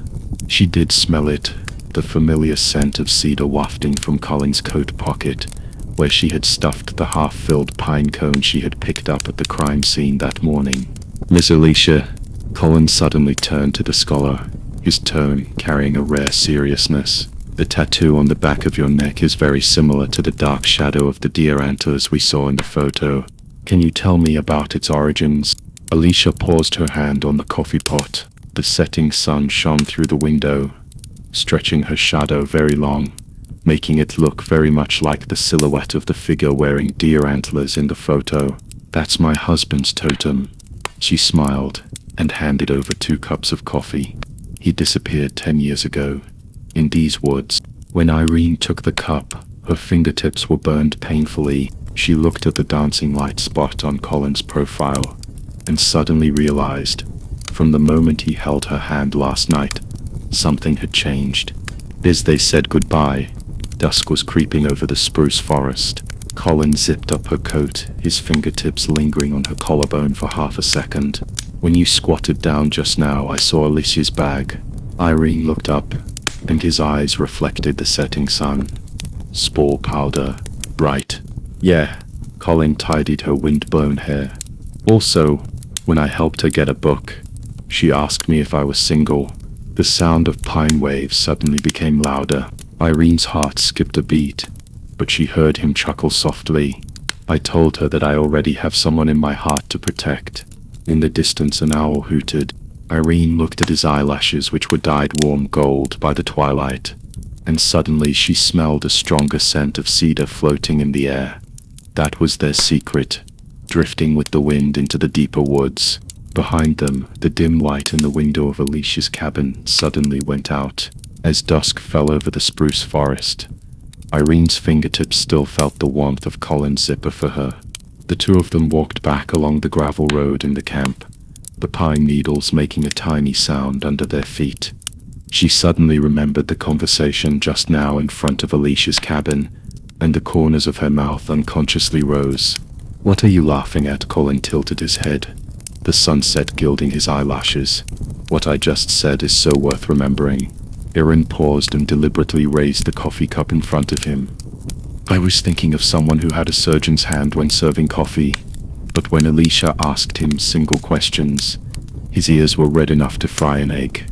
As expected, Colin's ears turned red again, but he reached out and gently took the cup from her hand. "That's because," his voice lowered, mixed with the sound of pine waves, and crashed into her ears. "For the first time, someone made me feel that the words, 'I have someone to protect in my heart,' are not lies to comfort myself." Erin's breath hitched. The wind brought in the scent of cedar, and she suddenly caught a hint of burnt smell in this sweet atmosphere. It was very much like the smell of cigarette butts burning through her school uniform when she witnessed bullying in her childhood. She frowned and was about to speak when the phone in her pocket suddenly vibrated. "It's a video sent by Mark." The picture was shaking badly, and one could see him tied with his hands behind his back to a chair in the camp warehouse, with the faded words "correction room" taped to his back. Maggie's shadow loomed over us, holding a wooden stick with pine needle patterns in its hand. "Isn't Dr. Hawk very good at treating illnesses? Let her heal your unrepentant bones." The video ends with Mark's suppressed groan. Irene dug her nails into her palms, and the burnt smell in the cedar fragrance suddenly became stronger. It was a sweet and fishy mixture of blood and resin. Exactly the same smell as the scene of the summer camp massacre 20 years ago. "Go to the warehouse." Colin's voice suddenly dropped, and when he turned around, Irene saw the teardrop mole at the corner of his left eye twitching slightly. That was a sign before his other personality appeared. She grabbed his wrist, which felt much cooler than when she zipped it up. "Find David Harris first." She quickly flipped through her notebook. Maggie's corrective therapy requires a ritual, and David is the last person alive who participated in the Pinecone curse. I saw in the old files yesterday that he was responsible for collecting resin. Colin's pupils contracted for a moment, then returned to a warm dark brown. He lived in an abandoned ranger's house, at the edge of the forest. I took tourists there to explore. There were pine branches wrapped around the door handles. That was his mark. The ranger's house was more dilapidated than expected. Faded fire prevention slogans were nailed to the mottled wooden walls, and the pine branches under the door lintel had dried up, but still exuded stale pine resin. Irene reached out to touch the door handle, and as soon as her fingertips touched the resin on the wood, her sense of smell suddenly exploded. Scorched earth, rust, and a faint hint of bitter almonds. "There's someone in there," she whispered to Colin. The door creaked open. The old man in the shadows was filling a glass jar with brown powder. He looked up suddenly when he heard the noise, and the wrinkles at the corners of his eyes looked like they were carved by a knife. "Who are you?" "I am Aaron Hawke, a psychiatrist." Erin noticed his trembling fingers, and the deer antler pendant on the table, which was very similar to Lucas's. "I'm looking into the summer camp tragedy 20 years ago, and Maggie's correctional therapy." David's pupils contracted violently, and the glass jar fell to the ground with a clang, spilling brown powder all over the floor. Irene squatted down, and the smell penetrated her nostrils. It was hallucinogenic spores, exactly the same as those in Lucas's necklace. "You're helping Maggie collect spores." She lowered her voice, as if soothing a frightened patient. "But you don't want to, do you? When you were filling the powder just now, your left hand was touching the cross on your chest. That was given to you by your mother, right?" David's shoulders slumped. He took out a yellowed photo from his trouser pocket. In the photo was a boy in summer camp. Clothes, who looked a bit like Colin. "That's my brother." They said he needed correction. Maggie's father burned his palms with pine resin, saying that this would purify his sins. His Adam's apple rolled. Later I helped them collect spores to get evidence, but every time I called the police, A photo of my brother's burned hands would appear in my mailbox. Irene took the photo, and her fingertips touched the traces of resin on the back. The sense of smell exploded again. This time it was the burnt aroma of pine resin, melted by high temperature, mixed with the boys crying. She suddenly remembered the records in the archives. A fire at the summer camp in 1999 killed 3 children, one of whom was the son of the camp doctor. Maggie's father was the camp doctor, she said softly. He abused the children with correctional therapy, and the fire was to silence them. Maggie inherited his ritual, using spores to create hallucinations and make the survivors suspicious of each other. David looked up suddenly. How do you know? Because a girl committed suicide after being sexually assaulted. Her brother came back with spores for revenge. Irene thought of the antlers on Lucas's necklace. But Maggie's goal is not just to cover up the past. She is training new correctors. Mark is the next one. Colin suddenly pressed her shoulders, his muscles tense as a string. There are footsteps outside. Irene listened carefully, and indeed heard the crisp sound of dead branches being stepped on and broken. Through the dusty window she saw Maggie standing at the edge of the woods with a flashlight in hand, followed by 4 strong men. The wooden sticks in their hands were carved with pine needle patterns. Dr. Hawke. Maggie's voice was like a knife wrapped in honey. I thought you were just a nosy psychiatrist, but I didn't expect you to dig into David. She raised her phone, and the screen showed Mark's face sealed with tape. Now either come back to the correction room with me, or watch your friend's hand being burned through by rosin. The sound of pine waves suddenly turned into a roar. Irene looked at the darkening night behind Maggie, and smelled the sweet and fishy smell of spore powder spreading in the air. This was Maggie's signal to start the hallucination ritual. Colin's fingers quietly hooked around hers, and the warmth of his palms came through her skin, like a fire that refused to go out. David suddenly grabbed the deer antler pendant on the table, and stuffed it into Irene's hand. After the fire, someone found half a deer antler in the ashes, and said it could suppress the curse. Shut up. Maggie's flashlight beam pierced over. Surround her. The wooden door of the ranger's hut was shaken by the impact. Irene clenched the antlers, and a familiar cedar scent suddenly emerged from the smell of spores. That was the smell of Colin, mixed with her own coffee scent, like 2 intertwined threads, weaving a web in the darkness. Maggie's footsteps were getting closer. Colin protected her behind him, his Adam's apple moving. No matter what happens, you run first.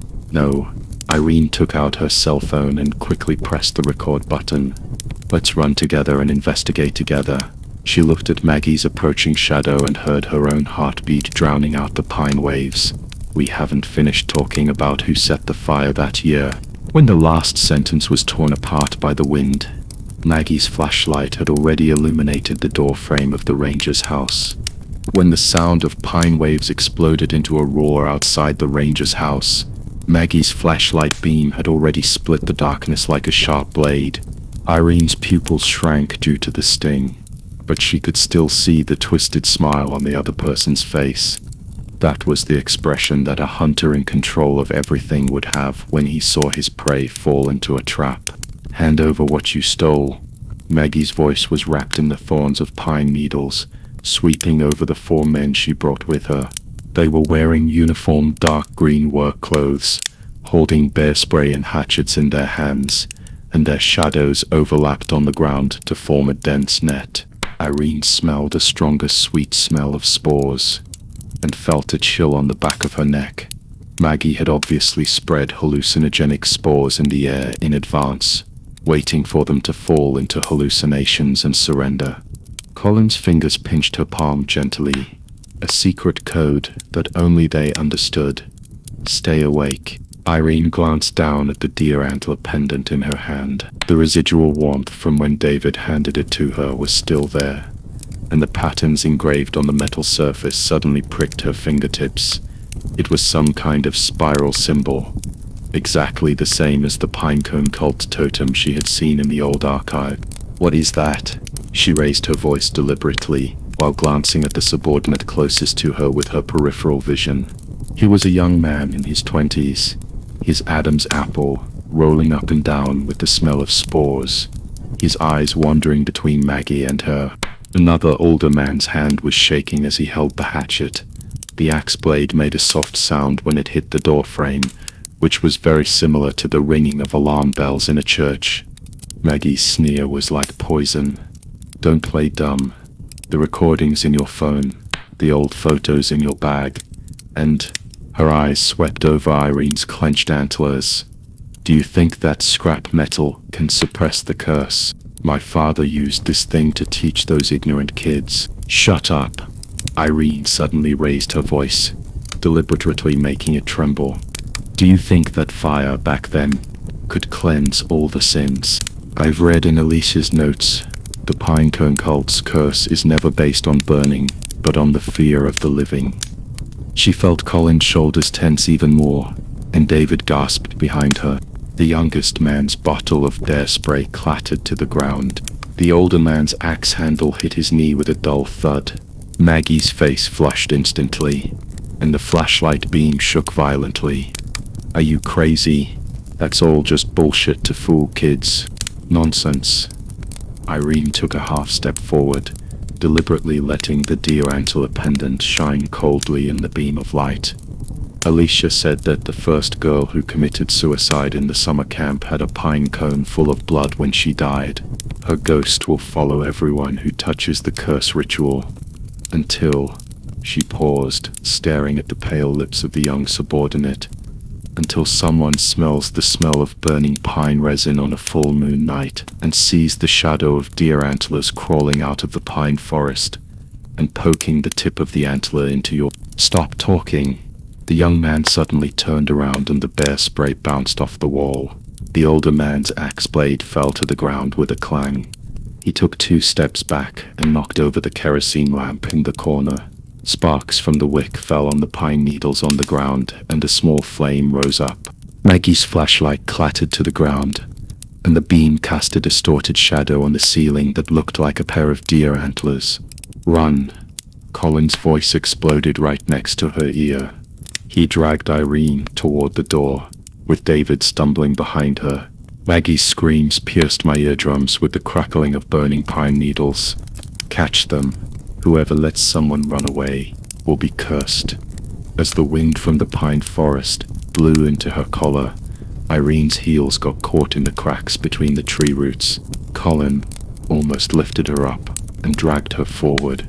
She saw the moonlight cut wounds on his face through the pine needles.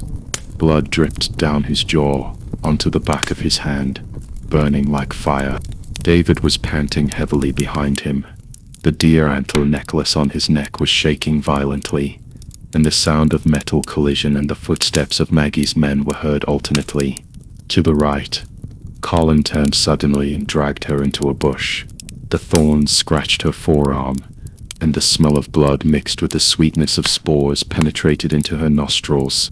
But she smelled a clearer scent of cedar. It was Colin's perfume, mixed with the smell of coffee on her body, which was like a rope binding the nerves of both of them, allowing her to maintain her last bit of clarity in the hallucinogenic spores. They're going to the stream. Maggie's voice came from the left. Irene's heartbeat almost broke her ribs. She felt the cell phone in her pocket and found it was still there. The recording button should still be on. It contained Maggie's original words about corrective therapy and the secrets that had been covered up for 20 years. There's a fork in the road ahead. Colin's voice was breathless. Irene looked up. In the moonlight, 2 paths looked like 2 snakes. The left one led to the camp warehouse, and the right one disappeared into denser woods. She suddenly remembered what Alicia had said in the consulting room last week. If one day you find the truth is too hot, go to the back hill, where there is a white house with a wind chime made of pine branches hanging under the eaves. Right. She pulled Colin and turned. David staggered 2 steps, and the antler necklace flashed coldly in the moonlight. Maggie's men had already chased them to within 10 meters, and the flashlight beams were licking their shadows like countless snakes' tongues. But Irene smelled it. the faint scent of lily of the valley wafting in the wind. It was the scent of Alicia's usual perfume, mixed with the bitter taste of pine resin, like a string leading her in front. "Don't let them run away." Maggie's scream was torn apart by the wind. Irene's foot broke a dry branch, and the crisp sound scared away several night owls. She saw faint lights in the woods ahead. The outline of the White House emerged in the moonlight. The wind chimes under the eaves rang softly in the wind, as if singing an ancient requiem. Colin's grip suddenly tightened. Irene looked back and saw Maggie rushing in front, holding bear spray. In the shadow on her face, a pair of antler-shaped spots of light were moving with the moonlight, just like the black shadow that suddenly appeared in the group photo of the girl who committed suicide that year. "Hurry!" She pushed Colin forward. "We're almost there." The porch light of the White House suddenly lit up at this moment, and the warm yellow light spread over the shadows of the three people. Irene heard the clear and crisp sound of the wind chimes, mixed with Maggie's curses behind her, and the roar of the pine trees. It was very much like the smell of burning pine resin wafting in the wind on that rainy night, 20 years ago, when a girl trembled by the campfire and said, "I seem to see the shadow of a deer antler." When the wooden door of the White House closed heavily behind her, Irene's back was already soaked with cold sweat. She leaned against the carved porch pillar and gasped. The fresh scent of pine needles wrapped in the cedar scent wafting from the fireplace penetrated her nostrils. Alicia always said that this was the insect-repellent incense, passed down from the ancestors of the Colorado mountain people, but at this moment it was like a gentle finger, slowly soothing her tense nerves. "Come in quickly, you're all wet." Alicia's voice came from the entrance. The folklorist in a dark green sweater was bending over to add firewood to the cast iron stove. The warm yellow firelight made the turquoise pendants on her earrings flicker. When she looked up, her eyes first swept over Colin, her eyelashes fluttering slightly. "Colin, your trouser leg is torn, and your knee is bleeding."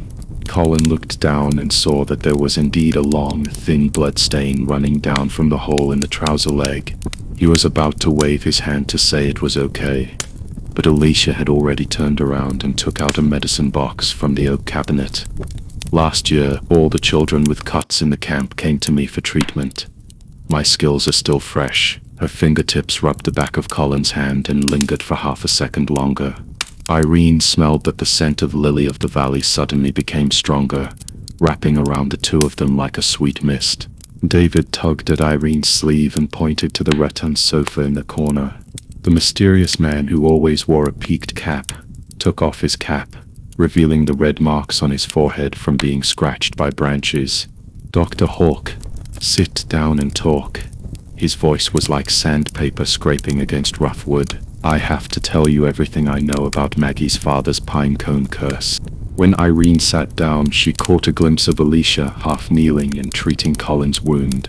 Her long hair fell, casting a soft shadow on Colin's knees, and Colin's eyes, which were originally on Irene's face, were immediately moved to the fireplace in panic when Alicia touched them. This panic made Irene's throat tighten. She pinched the sofa cushion tightly, and the bitter smell of resin suddenly exploded in her nasal cavity, which was the olfactory compensation for her anxiety. In the summer camp of 1999, every child was required to participate in moonlight purification. David fished out a faded notebook from his coat pocket. The edges of the pages burnt black. "Maggie's father, Old White, is the camp commander. He said that the pine cones in the pine forest were tainted with evil spirits, so the campers had to go to the forest on rainy nights to pick up 100 of them. Reciting resin seals the throat, fear returns to the earth as they pick them up." He opened the notebook, which contained a yellowed photo of 7 children huddled in raincoats, with moonlight leaking from the treetops above their heads, illuminating their pale lips. By the third time they recited it, they began to feel day. I was 12 years old at the time, and I saw the girl next to me picking up pine cones, but her shadow turned into the shape of a deer antler. I later learned that Old White had smeared hallucinogenic fungi on the pine cones, and when he burned them with pine resin, the smoke was full of spores. Erin's fingers clenched around the armrest of the sofa. In the group photo of girls who committed suicide 20 years ago, the dark shadow of deer antlers that suddenly appeared was not an illusion, but the afterimage left by hallucinogenic spores on the film. She thought of the deer antler necklace around Lucas's neck. The child said that the necklace was made of pine cone vines. Before his sister committed suicide, she said she saw a shadow of deer antlers chasing her. In fact, it was Old White who used spores to make her mentally collapsed, she whispered. Maggie inherited this method. The sexual assault case back then may have been covered up by Old White with a curse. Now she is afraid that the truth will be exposed, so she killed people to silence them. The crisp sound of the medicine box closing interrupted her words. Alicia threw the cotton swab into the trash can and gently touched Colin's shoulder with her fingertips. Okay, don't get it wet. When she turned to Irene, her smile was like a cloud blown away by the wind. Dr. Hawk's analysis is correct. I checked Old White's diary. He did use fear management to maintain order in the camp. But her eyes drifted to Colin again. Colin, your brother also participated in this ceremony back then. He later. That's enough. Colin stood up suddenly, and the chair made a harsh sound on the floor. He looked at Irene. His Adam's apple moved. Irene, I'll go see if the window is closed. After that, he walked towards the inner room without looking back, the pine floor creaking slightly under his feet. Irene looked at his back, and her heart felt like it was filled with a ball of cotton soaked in vinegar. Alicia's concern was too obvious, and Colin's evasive eyes just now. She suddenly remembered that 3 days ago in the camp warehouse, when Colin blocked a falling wooden box for her, he had the same panicked yet gentle look in his eyes. But now, ding-ling. The wind chimes on the porch were blown by the night wind. David suddenly tensed his back and stared at the door. Someone. A brown paper envelope was stuffed into the crack of the door, the edges of which were stained with fresh resin. Irene opened it and found a photo inside. It was a group photo from 20 years ago. The shadow of the deer antlers was circled 3 times in red pen. On the back was written in blood red marker, "Stop investigating, or the next person to be pierced by the antlers will be the one you love." Maggie's threat. David pinched the edge of the photo. The resin is still wet. Her people should be nearby. Irene's fingers stroked the dark shadows of the antlers in the photo, and the smell of burnt pine resin suddenly became strong. Exactly the same as what she smelled in the suicide girl's belongings. She looked up with a glare. "We will use their own tricks against you, Colin." "David, you pretend to leave the camp overnight and lure away Maggie's men. Alicia and I stayed here to check Old White's diary." Colin came out from the inner room, his face back to his usual gentleness. "As you say." His eyes stayed on Irene's face for 2 more seconds. "David and I will leave in half an hour." Alicia stood up suddenly, the buttons of her sweater hitting the corner of the table. "I'm going with Colin." Her voice was abnormally urgent. "Maggie's people may recognize David, but I can help him disguise." Erin's breath hitched. The scent of lily of the valley pierced her nose like a fine needle, and she heard her voice tighten. "Alicia, it is more important for the investigation that you stay here, but Colin needs someone to take care of him." Alicia's face flushed. "His knee injury. I can take care of myself." Colin interrupted her, his tone more blunt than usual. "Irene is right, you stay, and help her look up information." He turned and walked towards David, his steps so fast that he seemed to be running away. Irene looked at his back, her throat feeling like it was clogged with a piece of red-hot charcoal. She remembered what Colin said, as he wrapped her in his coat by the campfire last night. "I won't let you be caught up by the shadows again." She remembered the warmth of his palm, as he held her hand, and identified the smell of pine resin, penetrating through her skin. and into her bones. But now the way Alicia looked at Colin was very similar to the way she had seen those girls surrounding the bully look at the hero on campus. Erin? Alicia's voice brought her back to reality. The folklorist was holding a stack of old diaries, his fingertips twisting his sleeves unconsciously. Don't get me wrong. I just think Colin is too much like his brother. 20 years ago, his brother always did that when I was bullied. She suddenly stopped talking, and the tips of her ears turned red. Irene stared at the red tips of her ears. The smell of burnt pine resin gradually dissipated, replaced by the scent of cedar in the fireplace, mixed with a faint smell of grass. That was the smell of Colin's usual aftershave. She looked down at the threatening letter on the table, and there seemed to be deeper wrinkles hidden in the red handwriting. Maybe Alicia's concern is just a projection of old memories. Maybe Colin's avoidance is just to avoid making her worry. Erin. Colin's voice came from the door. He was carrying a backpack, and David had already gone out to check the vehicle. The moonlight shone through the window onto his face, revealing the earnestness in his eyes. Wait for me to come back. Irene looked at him and suddenly remembered what happened this afternoon in the camp chapel. Colin pointed at the stained glass and said, "The brighter the light, the heavier the shadow, but the shadow can never catch up with the light." She sniffed, and a hint of sweetness suddenly seeped out of the bitter taste of the pine resin, like pine cones exposed to the sun. "I'll wait for you," she said. The corners of Colin's mouth raised half an inch, and he turned and disappeared into the night. The wind chimes on the porch rang again, and this time what Irene smelled was the scent of cedar mixed with the faint scent of lily of the valley, and also a very faint scent of grass that belonged to Colin. She fished out the threatening letter from her pocket and held it up to the firelight. Under the red pen, another line of indentation could be vaguely seen. "Be careful with Alicia's necklace." It was Colin's handwriting, and the strokes were deliberately crumpled, like graffiti written on the back of a piece of waste paper. Erin looked up at Alicia. The folklorist was looking down at his diary, the turquoise necklace around his neck glowing blue in the firelight.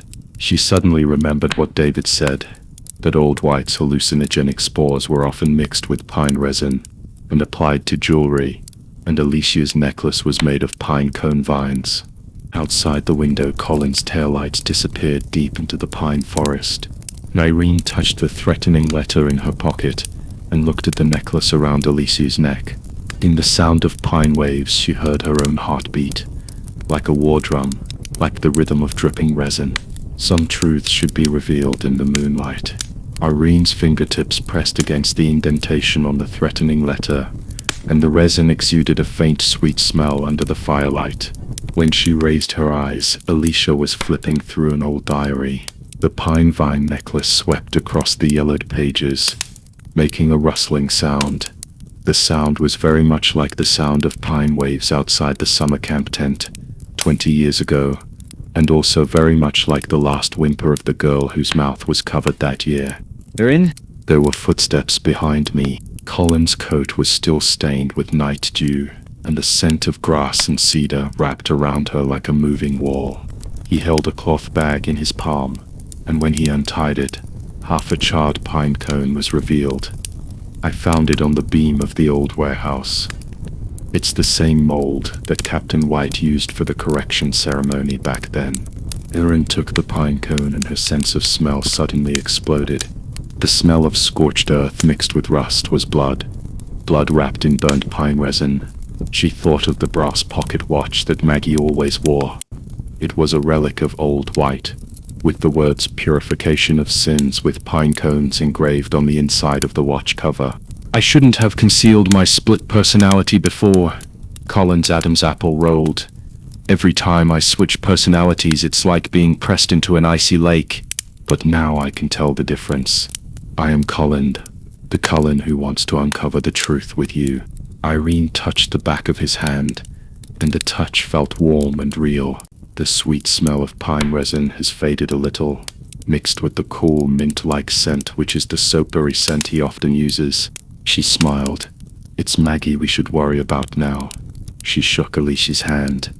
David said that the hallucinogenic spores need a host, and the host is usually a living thing. Before he finished speaking, David stepped out of the shadows and tapped the back of Alicia's chair with his knuckles. "Miss Johnson, can you please speak to me for a moment?" When the folklorist looked up, the pine vine on her necklace brushed against her collarbone, and Irene saw that the vine was embedded with tiny brown particles, exactly the same powder that was in the pine cone mold Colin had found. Half an hour later, the four of them sat around the extinguished campfire. Alicia pinched the pine vine necklace that had been taken off. Her fingertips turned white. "My grandfather was Old White's assistant. He gave this to me before he died, saying, 'Keep the secret for me.' It turns out that those spores are not a curse at all, but a hallucinogen they cultivated with pine resin. Maggie needs the curse to exist." Erin turned the charred pine cone. Her father used this twisted logic to control the campers, and she inherited it. But if she were to believe that the real curse had returned, "I'll go set it up." Colin grabbed the flashlight. "There's a pile of discarded pine wood behind the warehouse. If you add some pine resin, you can burn it and get a burnt smell." David patted him on the shoulder. "I know where the spore culture room is. It's in the cellar of the old church. Maggie goes to add rosin every Wednesday at midnight, and tonight is perfect." Alicia opened the diary and pointed to a page. On July 23, 1999, Captain White hung 7 deer antlers on the altar and said, "Sins will be pierced by the antlers." Maggie still has the antler painting hanging in her office. The wind suddenly got stronger. Irene looked at the old pine tree in the center of the camp. The treetops cast twisted shadows in the moonlight, resembling deer antlers. She took out the silver spray bottle she carried with her, which contained a spore decomposer provided by David, and said, "Go lead Maggie to the altar." Maggie's footsteps were particularly clear on the gravel road. She was wrapped in a dark green woolen coat, with a copper pocket watch dangling on her chest. "Dr. Hawk called me here so late. Do you want to talk about psychological treatment?" Irene took 2 steps back, letting the moonlight illuminate the altar. 7 shadows of deer antlers were climbing up to Maggie's face. Colin had projected them onto the pine tree with a projector. The edges of the shadows were still stained with resin, and they glowed an eerie red in the moonlight. "Look at your feet." Alicia's voice trembled. Maggie looked down. The charred pine cones rolled down the steps, each one cracked and oozing dark red liquid. Irene was very familiar with that smell. It was fake cursed blood, mixed with pig blood and pine resin. No, impossible. Maggie stumbled and grabbed the altar, digging her nails into the wood. "I cleansed all sins according to my father's method. Those girls, they should have been corrected.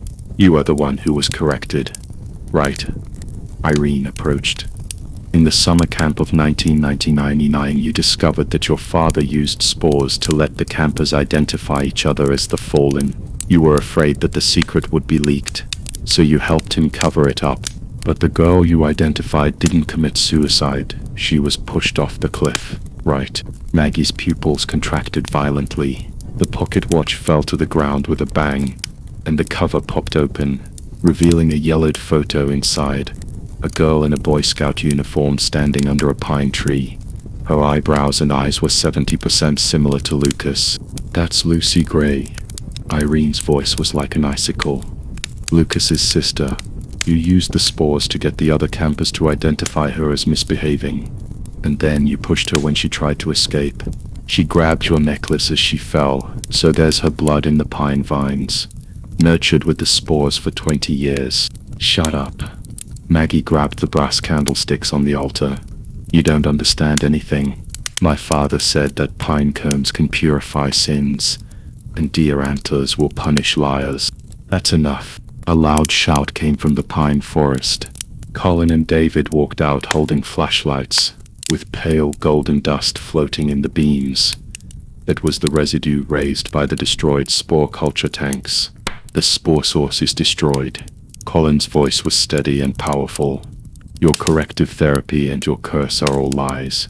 Several camp staff standing guard in the distance suddenly froze. They looked at Maggie as if suddenly awakened from a dream. One of the young boys staggered to his knees. I always dreamed of pushing people. It turned out to be spores. Maggie's candlesticks clattered to the ground. She stared at her shaking hands, then suddenly lunged at Irene, her nails almost digging into her neck. You ruined everything. You ruined Maggie. Colin rushed over and hugged Irene. Maggie's nails scraped behind his ear, oozing tiny beads of blood, but her strength suddenly drained away, and she collapsed to the ground, staring at the shadow of the antlers on the altar and muttering, "Lucy, is that you? Are you finally here to seek justice?" The moonlight shines through the pine forest. Irene took out her cell phone and called the police. The sound of sirens was heard in the distance, but was drowned out by a sudden strange noise, like something huge breaking a pine branch, or the sound of countless tiny claws scratching against the bark. Everyone paused. Colin held Irene's hand tightly. David picked up the flashlight and shone it towards the source of the sound, and Alicia subconsciously protected the diary. But there was nothing in the darkness, only the sound of pine waves wrapped around the strange noise, like something that had been dormant for many years finally opened its eyes. The sound of the sirens circled in the pine waves and was crushed by the strange noise. Cold sweat broke out on the back of Irene's neck. The sound was like someone scraping resin with a rusty saw blade, mixed with some low whimpers, like crying with the mouth covered. She remembered the Colorado folklore she had found at the county library 3 days ago. In the brittle old book was a yellowed newspaper clipping titled "The Whimpering Pines." The blood moon vision after the curse was lifted. It mentioned that when the suppressed resentful spirits broke free from their restraints, the pine needles would whimper on their behalf. Maybe the forest ranger's patrol car hit the tree? Colin's thumb gently stroked the back of her hand, and the warmth of his palm came through the fabric of the police uniform. His voice was steady, but his knuckles were white from the exertion. Irene knew that 3 days before his brother committed suicide, he had written in his diary, "The pine forest outside the window is crying." Maggie gave a sudden short sob. The woman who was so aggressive just now was now curled up beside the altar, the candlelight casting a swaying shadow on her face. Lucy's deer, the eyes on the antlers, her nails dug deep into her palms. My father said that if we seal the cave with pine resin, the evil spirits will not be able to get out. Irene's pupils suddenly contracted. She squatted down and grabbed Maggie's wrist, her fingertips touching the protruding joints under her skin. Which cave? Maggie's eyes suddenly focused, as if she was dragged back to the late summer of 1999 by some memory. At that time, she was still an intern at the camp. She followed her father to dig up a stone slab with a deer head carved on it in the pine forest. My father said that it was a crypt where the ancestors suppressed the curse. They had to pour pine resin into it to trap the resentful souls forever in a coffin of fire and resin. She suddenly trembled violently. But the fire 20 years ago, the fire burned through the pine resin layer. The strange noise suddenly became louder, as if countless nails were scratching the pine trunk at the same time. Alicia slammed the notebook shut, and the sound of the cover slapping against her palm startled the jay, who fluttered his wings and flew into the night sky. In the Pioneer Diary of 1870, it was mentioned that once the resin seal was destroyed by fire, the pine spirit guarding the crypt would awaken. They use pine needles as ears and resin as blood, and they will follow the resentment to eat the memories of the living. She pushed her glasses that had slipped off, and her eyes behind the lenses glowed coldly in the moonlight. And what we just cracked was just a group hallucination created by Maggie using spores. The true curse lies deeper down. David suddenly raised his flashlight, and the beam swept across the pine tree on the left. On the trunk 2 meters above the ground, there were 5 half-inch deep scratches arranged in a fan shape, and fresh sap was flowing down along the scratches, forming a dark red pool on the ground. "This is from tonight." His voice was like ice. I saw the same scratches in the same place when I was 12 years old and attending summer camp. That night, Tommy from our group, he said someone pulled his ankle, and then his Adam's apple rolled. Then he became the first person to say he saw the dark shadow of the antlers. Irene fished out a glass tube from her coat pocket, which contained the resin scraped from the back of the group photo. She put her nose close to the tip of her nose and sniffed it. The smell of burnt earth mixed with the smell of rust, stronger than the smell she had at the crime scene before. It's blood. She handed the glass tube to Colin. It smells the same as the blood that Lucy shed when she committed suicide. Colin's Adam's apple moved. He pulled off his coat and wrapped it around Irene's shoulders, his fingertips brushing over the almost invisible scar on the back of her neck. It was when she was 7 years old and saw a school bully slashing a classmate's neck with broken glass, and she was scratched by the flying glass. Since then, her sense of smell has become extraordinary. I'll go with you. He turned to Alicia and David. As usual, Alicia takes notes, and David covers the rear. Maggie suddenly rushed over and grabbed Irene's trouser legs. Don't go in. There is a thing with a deer's head and a human body inside, which will seal your soul in pine resin. There was still pine resin from the altar between her fingernails, which glowed amber in the moonlight. Lucy's blood seeped into the crypt and mixed with the pine resin. Now they are looking for a scapegoat. Irene squatted down and gently pried open her fingers. If there really is a scapegoat in there, we have to let them find the right person.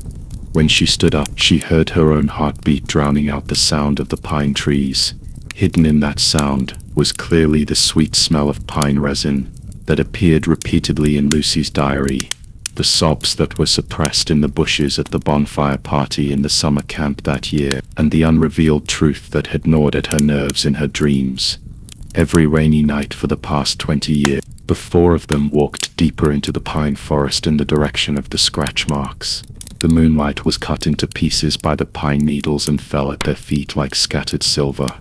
The soles of Irene's boots crushed a few pine cones, and the bursting pine nuts rolled into the grass, causing a series of tiny noises. Colin's flashlight beamed down on her back. David's footsteps were 5 paces away, and Alicia's pen was scratching on her notebook, recording the growth rings of the pine trees, the angles of the scratches, and the faint smell of rotten pine needles on the wind. When the row of broken pine branches appeared before her eyes, Irene's breathing stopped. The red pine tree, which was 10 centimeters in diameter, was broken in half, and the broken end was stained with dark brown mucus. If you get close, you can smell the fishy smell of turpentine mixed with rust. 10 meters further ahead, there was a dark cave entrance hidden between 2 twisted pine trees. On the rock above the cave entrance was a vague deer head totem, carved, with the tip of the deer antlers pointing directly at their feet. It's right here. Maggie's scream drifted from the direction of the camp, torn into pieces by the wind. The fire in 1999 burned through the resin seal, and Lucy's blood seeped in. Irene took out the tactical flashlight from her waist and swept the beam across the cave entrance. There were dragging marks on the ground, as if something huge was dragged in, and its tail swept through the grooves left by the pine needles. What made her heart beat faster was that the sweet and fishy smell of blood was gushing out from the depths of the cave, stronger than any time before, as if someone had slaughtered a deer in the cave, and the blood was flowing out through the cracks in the rocks. Alicia, how will the pine spirit you mentioned attack? Colin put his hand on the pepper spray on his waist. That was the one Irene forced on him last week, saying event planners also need some self-defense skills. They will make people see the most frightening things. Alicia's voice trembled a little, but her pen was still moving quickly on the notebook. It was written in the pioneer diary that a hunter went in and said that he saw himself wrapped in amber by pine resin, and his wife stood outside with a knife in her hand and laughed. In fact, his wife died 10 years ago. David suddenly shone his flashlight toward the rock wall on the right side of the cave. There was a protruding rock there, the surface of which was covered with a layer of translucent substance, which glowed honey-colored under the beam of light. Rose resin. He reached out and touched it, and there was something sticky on his fingertips. It hasn't completely solidified yet. The back of Irene's neck began to feel hot again, a sign that her sense of smell was about to explode. She closed her eyes and let the smells come flooding in. The bitterness of pine needles, the sweetness of pine resin, the dampness of rock, and at the bottom, the fishy smell of rust that made her stomach churn. The smell was mixed with the scent of grass by the campfire described in Lucy's diary, the burnt smell under the mattress at the crime scene, and the pine smoke from the burning candles on Maggie's altar. There's someone in there. She suddenly opened her eyes, her pupils reflecting the darkness deep in the cave. Or rather, there's something. Colin's fingers locked around her wrists. Do you want to retreat? When the police come, the police will only find a body. Erin interrupted, pulling out a spare flashlight from her bag and thrusting it at him. We need to nail down its coffin before it finds its next victim. Alicia tugged at her sleeve and turned to the page with the dry pine needles in her notebook. Folklore says that pine spirits are afraid of fresh pine resin. She shook the canvas bag she carried with her. I brought refined pure pine resin and matches. David pulled a folding knife from his pocket, the blade gleaming coldly in the moonlight. I brought this. I failed to protect Tommy when I was 12, so I have to make up for it now. Colin bent down and kissed her forehead, his warm breath brushing her ears. Follow me. Don't let go. The wind at the entrance of the cave suddenly changed direction, bringing in a chilly and damp air. Irene's tactical flashlight shone into the cave first, but the beam only penetrated 2 meters before being swallowed by the darkness. The wall of the cave was covered with honeycomb-like holes, and shiny liquid oozed out of each hole, dripping onto the ground with a patter sound, just like tears.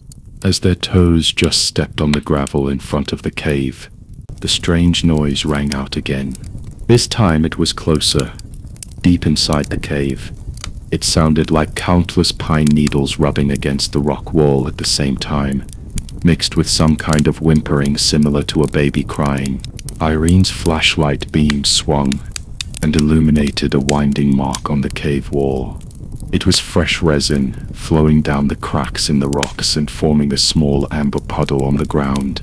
Colin's hand tightened in hers. She could feel his pulse beating very fast, matching the same rhythm as her own heartbeat.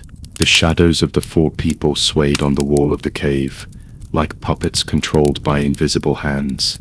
Come in. Irene took a deep breath, the sweet smell of pine resin filling her nostrils. It's time to open the lid. Something moved in the darkness deep in the cave. The wind at the cave entrance suddenly stopped behind them, like an invisible hand sucking away the last ray of sunlight. The beam of Irene's tactical flashlight was blurred by the darkness, and could only barely illuminate the gravel within 3 steps of her feet. The damp, musty smell mixed with the sweet smell of pine resin rushed into her nostrils, and she subconsciously held her breath. The sweet smell was mixed with a faint smell of rust, like blood diluted by rain. Look here. Alicia's voice came from the left. The female scholar's headlamp swept across the cave wall, revealing a few faded murals between the honeycomb-shaped holes. A distorted human figure holding a pine cone, with antlers pointing to the sky, and an eye wrapped in pine resin in the center. These symbols match the pine cone cult totem I saw in the town annals. She touched the edge of the mural with her fingertips. Legend has it that they use pine resin to seal the memories of sinners and use antlers to pierce lies. David suddenly let out a short gasp. The man, who always kept his hat brim pulled down, was staring at the indentation below the mural. His Adam's apple moved. In the summer camp of 1999, we held a ceremony here. His voice was hoarse, as if it had been rubbed by sandpaper. Captain Maggie said that we must seal the secret in the resin, otherwise the deer-headed god will come to claim our lives. He raised his hand, and his fingertips trembled as they traced the fresh trace of resin on the rock wall. Back then, Lily was here. Lily? Irene's flashlight suddenly turned towards David. On the list of survivors of sexual assault 20 years ago, there was a girl named Lily Carter, who later took sleeping pills after the summer camp ended. She remembered that the file said that before the accident, Lily always said resin burned in her eyes. Suddenly, there was a sound of small pieces of stone falling from the top of the cave. Colin's palm instantly covered the back of Irene's neck and took her half a step toward the rock wall. When everyone looked up, a cold light had already struck down from above their heads. It was a sharp stone spike, with dark brown marks on the tip. It brushed against Alicia's hair and nailed into the ground, splashing sparks on the gravel. "Get down," Colin growled. The second stone spike almost brushed Irene's shoulder and broke into pieces at her feet. David dragged Alicia into the crevice, while Colin protected Irene with his back against the uneven rock wall, breathing in her ear. "Count your heartbeats, follow me." Irene's temple was throbbing. She stared at the group of stone cones hanging from the ceiling of the cave, and suddenly noticed that the roots of the stone cones were wrapped with resin threads as thin as hair. When David touched the rock wall, just now the resin threads trembled slightly, as if some mechanism was triggered. She suddenly grabbed Colin's wrist and pressed it against her waist. "Footsteps," she whispered in his ear. The stone spikes were triggered by vibrations. "We are too heavy." Colin's pupils shrank. He remembered that his brother always said 20 years ago that this cave was the ear of the earth. At this moment, he stared at the gravel at his feet, suddenly bent down to pick up Irene, and held her horizontally. "Alicia, step on my footprints." "David, put your arm around my shoulder." His voice was as steady as if carved into rock, but Irene could feel the tension in his arm muscles. This man who always smiled, now even his knuckles were blue and white. They moved along the rock wall, like shadows. Colin only let the forefoot touch the ground lightly with each step. The resin threads glowed dimly under the headlights, but no longer trembled. When the last person crossed the danger zone, Irene smelled the cold sweat oozing from the side of his neck, mixed with the scent of pine, which was very similar to the smell of the big boy who hid her in the closet when she was bullied on a stormy night in her childhood. "We're here." Alicia's voice trembled. A huge stone gate stood in front of them, as tall as two people. Its surface was engraved with spiral runes, and in the center was a pine cone as big as a fist. Resin was dripping slowly from the scales, forming a small amber pool in front of the stone gate. "This is the sealed door." David stared at the pine cone, and his voice suddenly changed. "We sealed Lily's secret here. Maggie said that as long as the resin does not dry, the deer-headed god will not wake up." Irene squatted and dipped her fingertips into the pool of resin. A sweet and fishy smell exploded instantly. This time she clearly captured the smell of scorched earth, burnt cloth and photo paper blackened by fireworks. She thought of the group photos the survivors had received.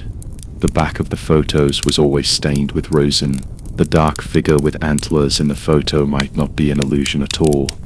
The runes are star maps. Alicia's headlamp swept across the stone door. The spiral corresponds to Orion, and the position of the pine cone is Betelgeuse. She paused suddenly. Betelgeuse represents awakening in folklore, but the star tracks here are reversed.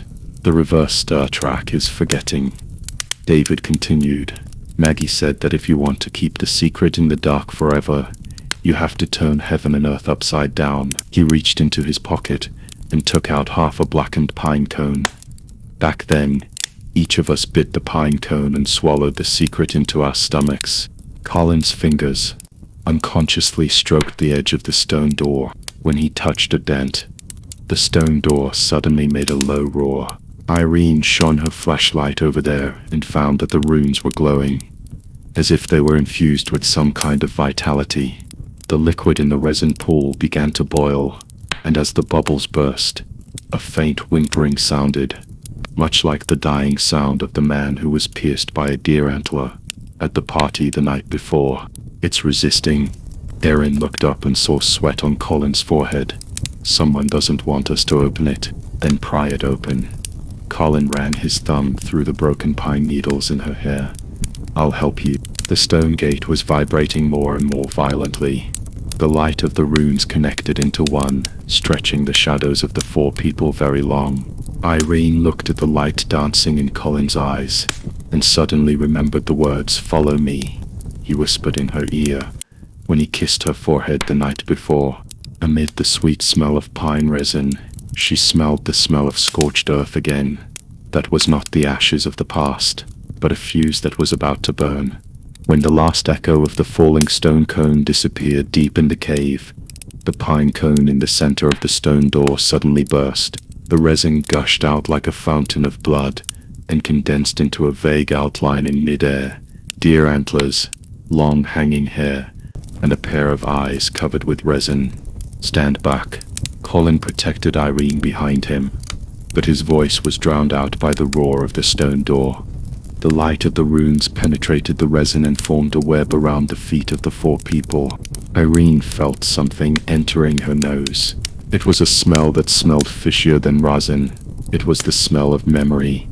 The last sentence Lily wrote in her diary, on that rainy night 20 years ago. "The rosin is going to burn through my eyes." Cold wind seeped out from the cracks in the stone door, carrying with it a damp, rotten breath. They finally touched the edge of the truth, but the truth was also touching them. The outline of a deer antler, made of pine resin, swayed in the air, and Irene dug her nails into her palms. The smell was so clear, a mixture of the sweet fishy smell of pine resin and rotten pine needles. Exactly the smell she had smelled in the diary left by Lily. The ink on the last page of the diary was blurred by tears, and it said, "The resin is going to burn through my eyes," which now seemed like a scalding needle, piercing directly into her temple. "Look at the runes." Alicia suddenly grabbed David's wrist, and the flashlight swept across the jumping lines on the stone door. "These symbols are not curses. They are seals. I've read in local chronicles that the resin spell needs to be fed by the memory of a living person. So Old White asked the campers to repeat the testimony of seeing a deer-horned ghost." David's Adam's apple moved, and he took out half a blackened pine cone from his pocket. "My dad, he forced me to swallow this before he died. It is said that there is a secret in every pine cone." He pressed the pine cone on the third rune on the right side of the stone door, and the resin suddenly gushed out as if it had life, wrapping around the pine cone, and the light of the rune dimmed by 2 degrees in an instant. Colin's hand clasped Irene's wrist, and the warmth of his palm came through her skin. "Remember the map we found in the old warehouse? The 7 marked points correspond to 7 runes." He pressed the 4th rune on the left with his other hand. When Lily ran away, she broke the 7th rune, so the curse got out of control. Irene's sense of smell was suddenly split by a cold scent. It was the cedar-scented hand cream that Colin often used, mixed with the campfire ashes left on his cuffs. The smell was like an anchor, pulling her back to reality from the rainy night 20 years ago. She remembered that 3 days ago in the camp cabin, Colin's fingertips were just as steady when he flipped through the yellowed map. My brother drew these symbols in his diary before he committed suicide. The stone gate let out a final groan. When the 7 runes dimmed at the same time, the entire stone wall suddenly slid to both sides, and the smell of rotten wood and pine resin filled the face. Irene's flashlight swept across the cave. The walls were densely nailed with pine cones, and each pine cone was engraved with a name: Lily Carter, Emma Brown, Jack Miller. On the wooden table in the center there was an open leather diary with Samuel White printed on the cover, Maggie's father. On July 15th, 1999, Lily, that little bitch, actually dared to resist. Alicia's voice trembled as she read out the contents of the diary. When she struggled, she knocked over the resin lamp, and the resin splashed into her eyes. I scared her with the curse legend, saying that the resin was the tears of the deer-horn demon, and would take the secret to the grave. And this, David lifted the canvas under the table. revealing a stack of photos stuck together with pine resin. Group photo from that year. In the photo, 15-year-old Maggie stood beside her father, her eyes like two cold glass beads. I finally understood why she asked us to revisit traditions before every camp gathering. Those pine needle incense and pine cone ceremonies were basically brainwashing us, making us constantly strengthen our memory of the existence of the deerhorn demon. Suddenly, there was a crisp sound of dead branches breaking outside the cave. A chill ran down the back of Erin's neck. She was all too familiar with the feeling of being watched as a psychiatrist. She had seen it in cases of stalkers and had experienced it herself as a child when she was bullied. When she turned around, Maggie was standing in the shadow of the stone gate, holding a kerosene lamp in her hand, and the orange light made her face flicker. "You think you have found the truth." Her voice was like a rusty gear. "But the truth is, without my father's correction, these wild children should have rotted in the woods of Colorado." Colin stood in front of Irene, his back as tight as a bowstring. "So you continued to kill people with the pine curse. Lucy's deer antler necklace contained hallucinogenic spores, and you replaced it. Tom's suicide was caused by you adding pine needle extract to his medicine. So what?" Maggie raised the kerosene lamp.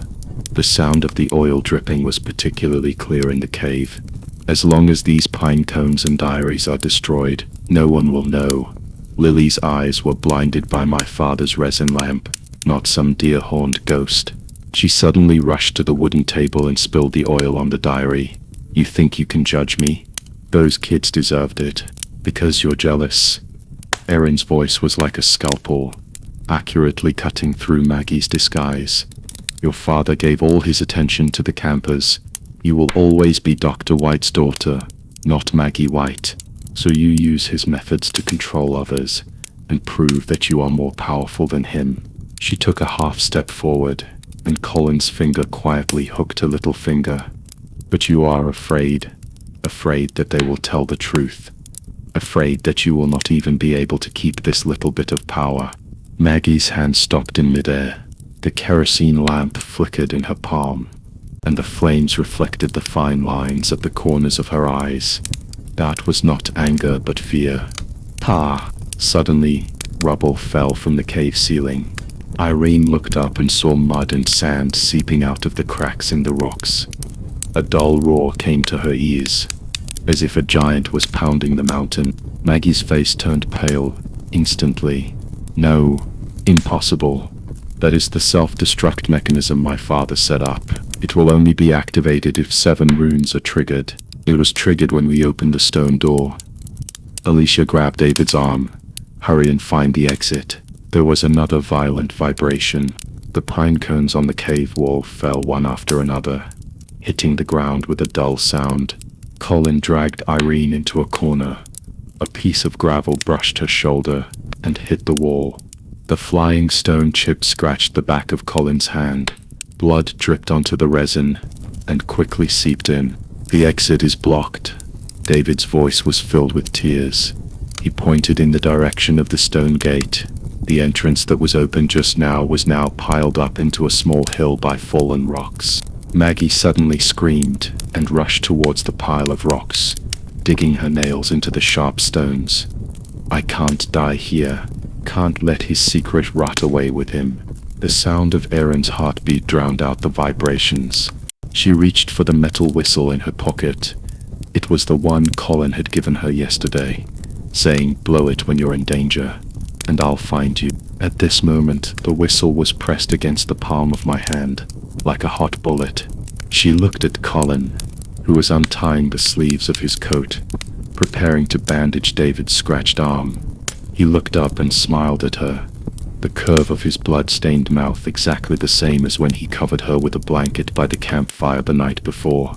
The crack in the cave ceiling grew larger and larger, and moonlight leaked in, shining on Maggie's bloody nails, on Colin's bandaged hands, and on the metal whistle that Irene was holding tightly. "Follow me." Irene suddenly grabbed Colin's wrist and ran deep into the cave. Her sense of smell was particularly sharp during the vibration. In addition to the smell of resin and blood, There was also a faint smell of moss. That was the smell of humid air flowing, which meant there was a ventilation hole nearby. Colin didn't ask why, but just held her hand tighter. Their shadows overlapped in the flickering firelight, like two pine trees entangled in a storm. Maggie's screams were drowned out by the sound of falling rocks.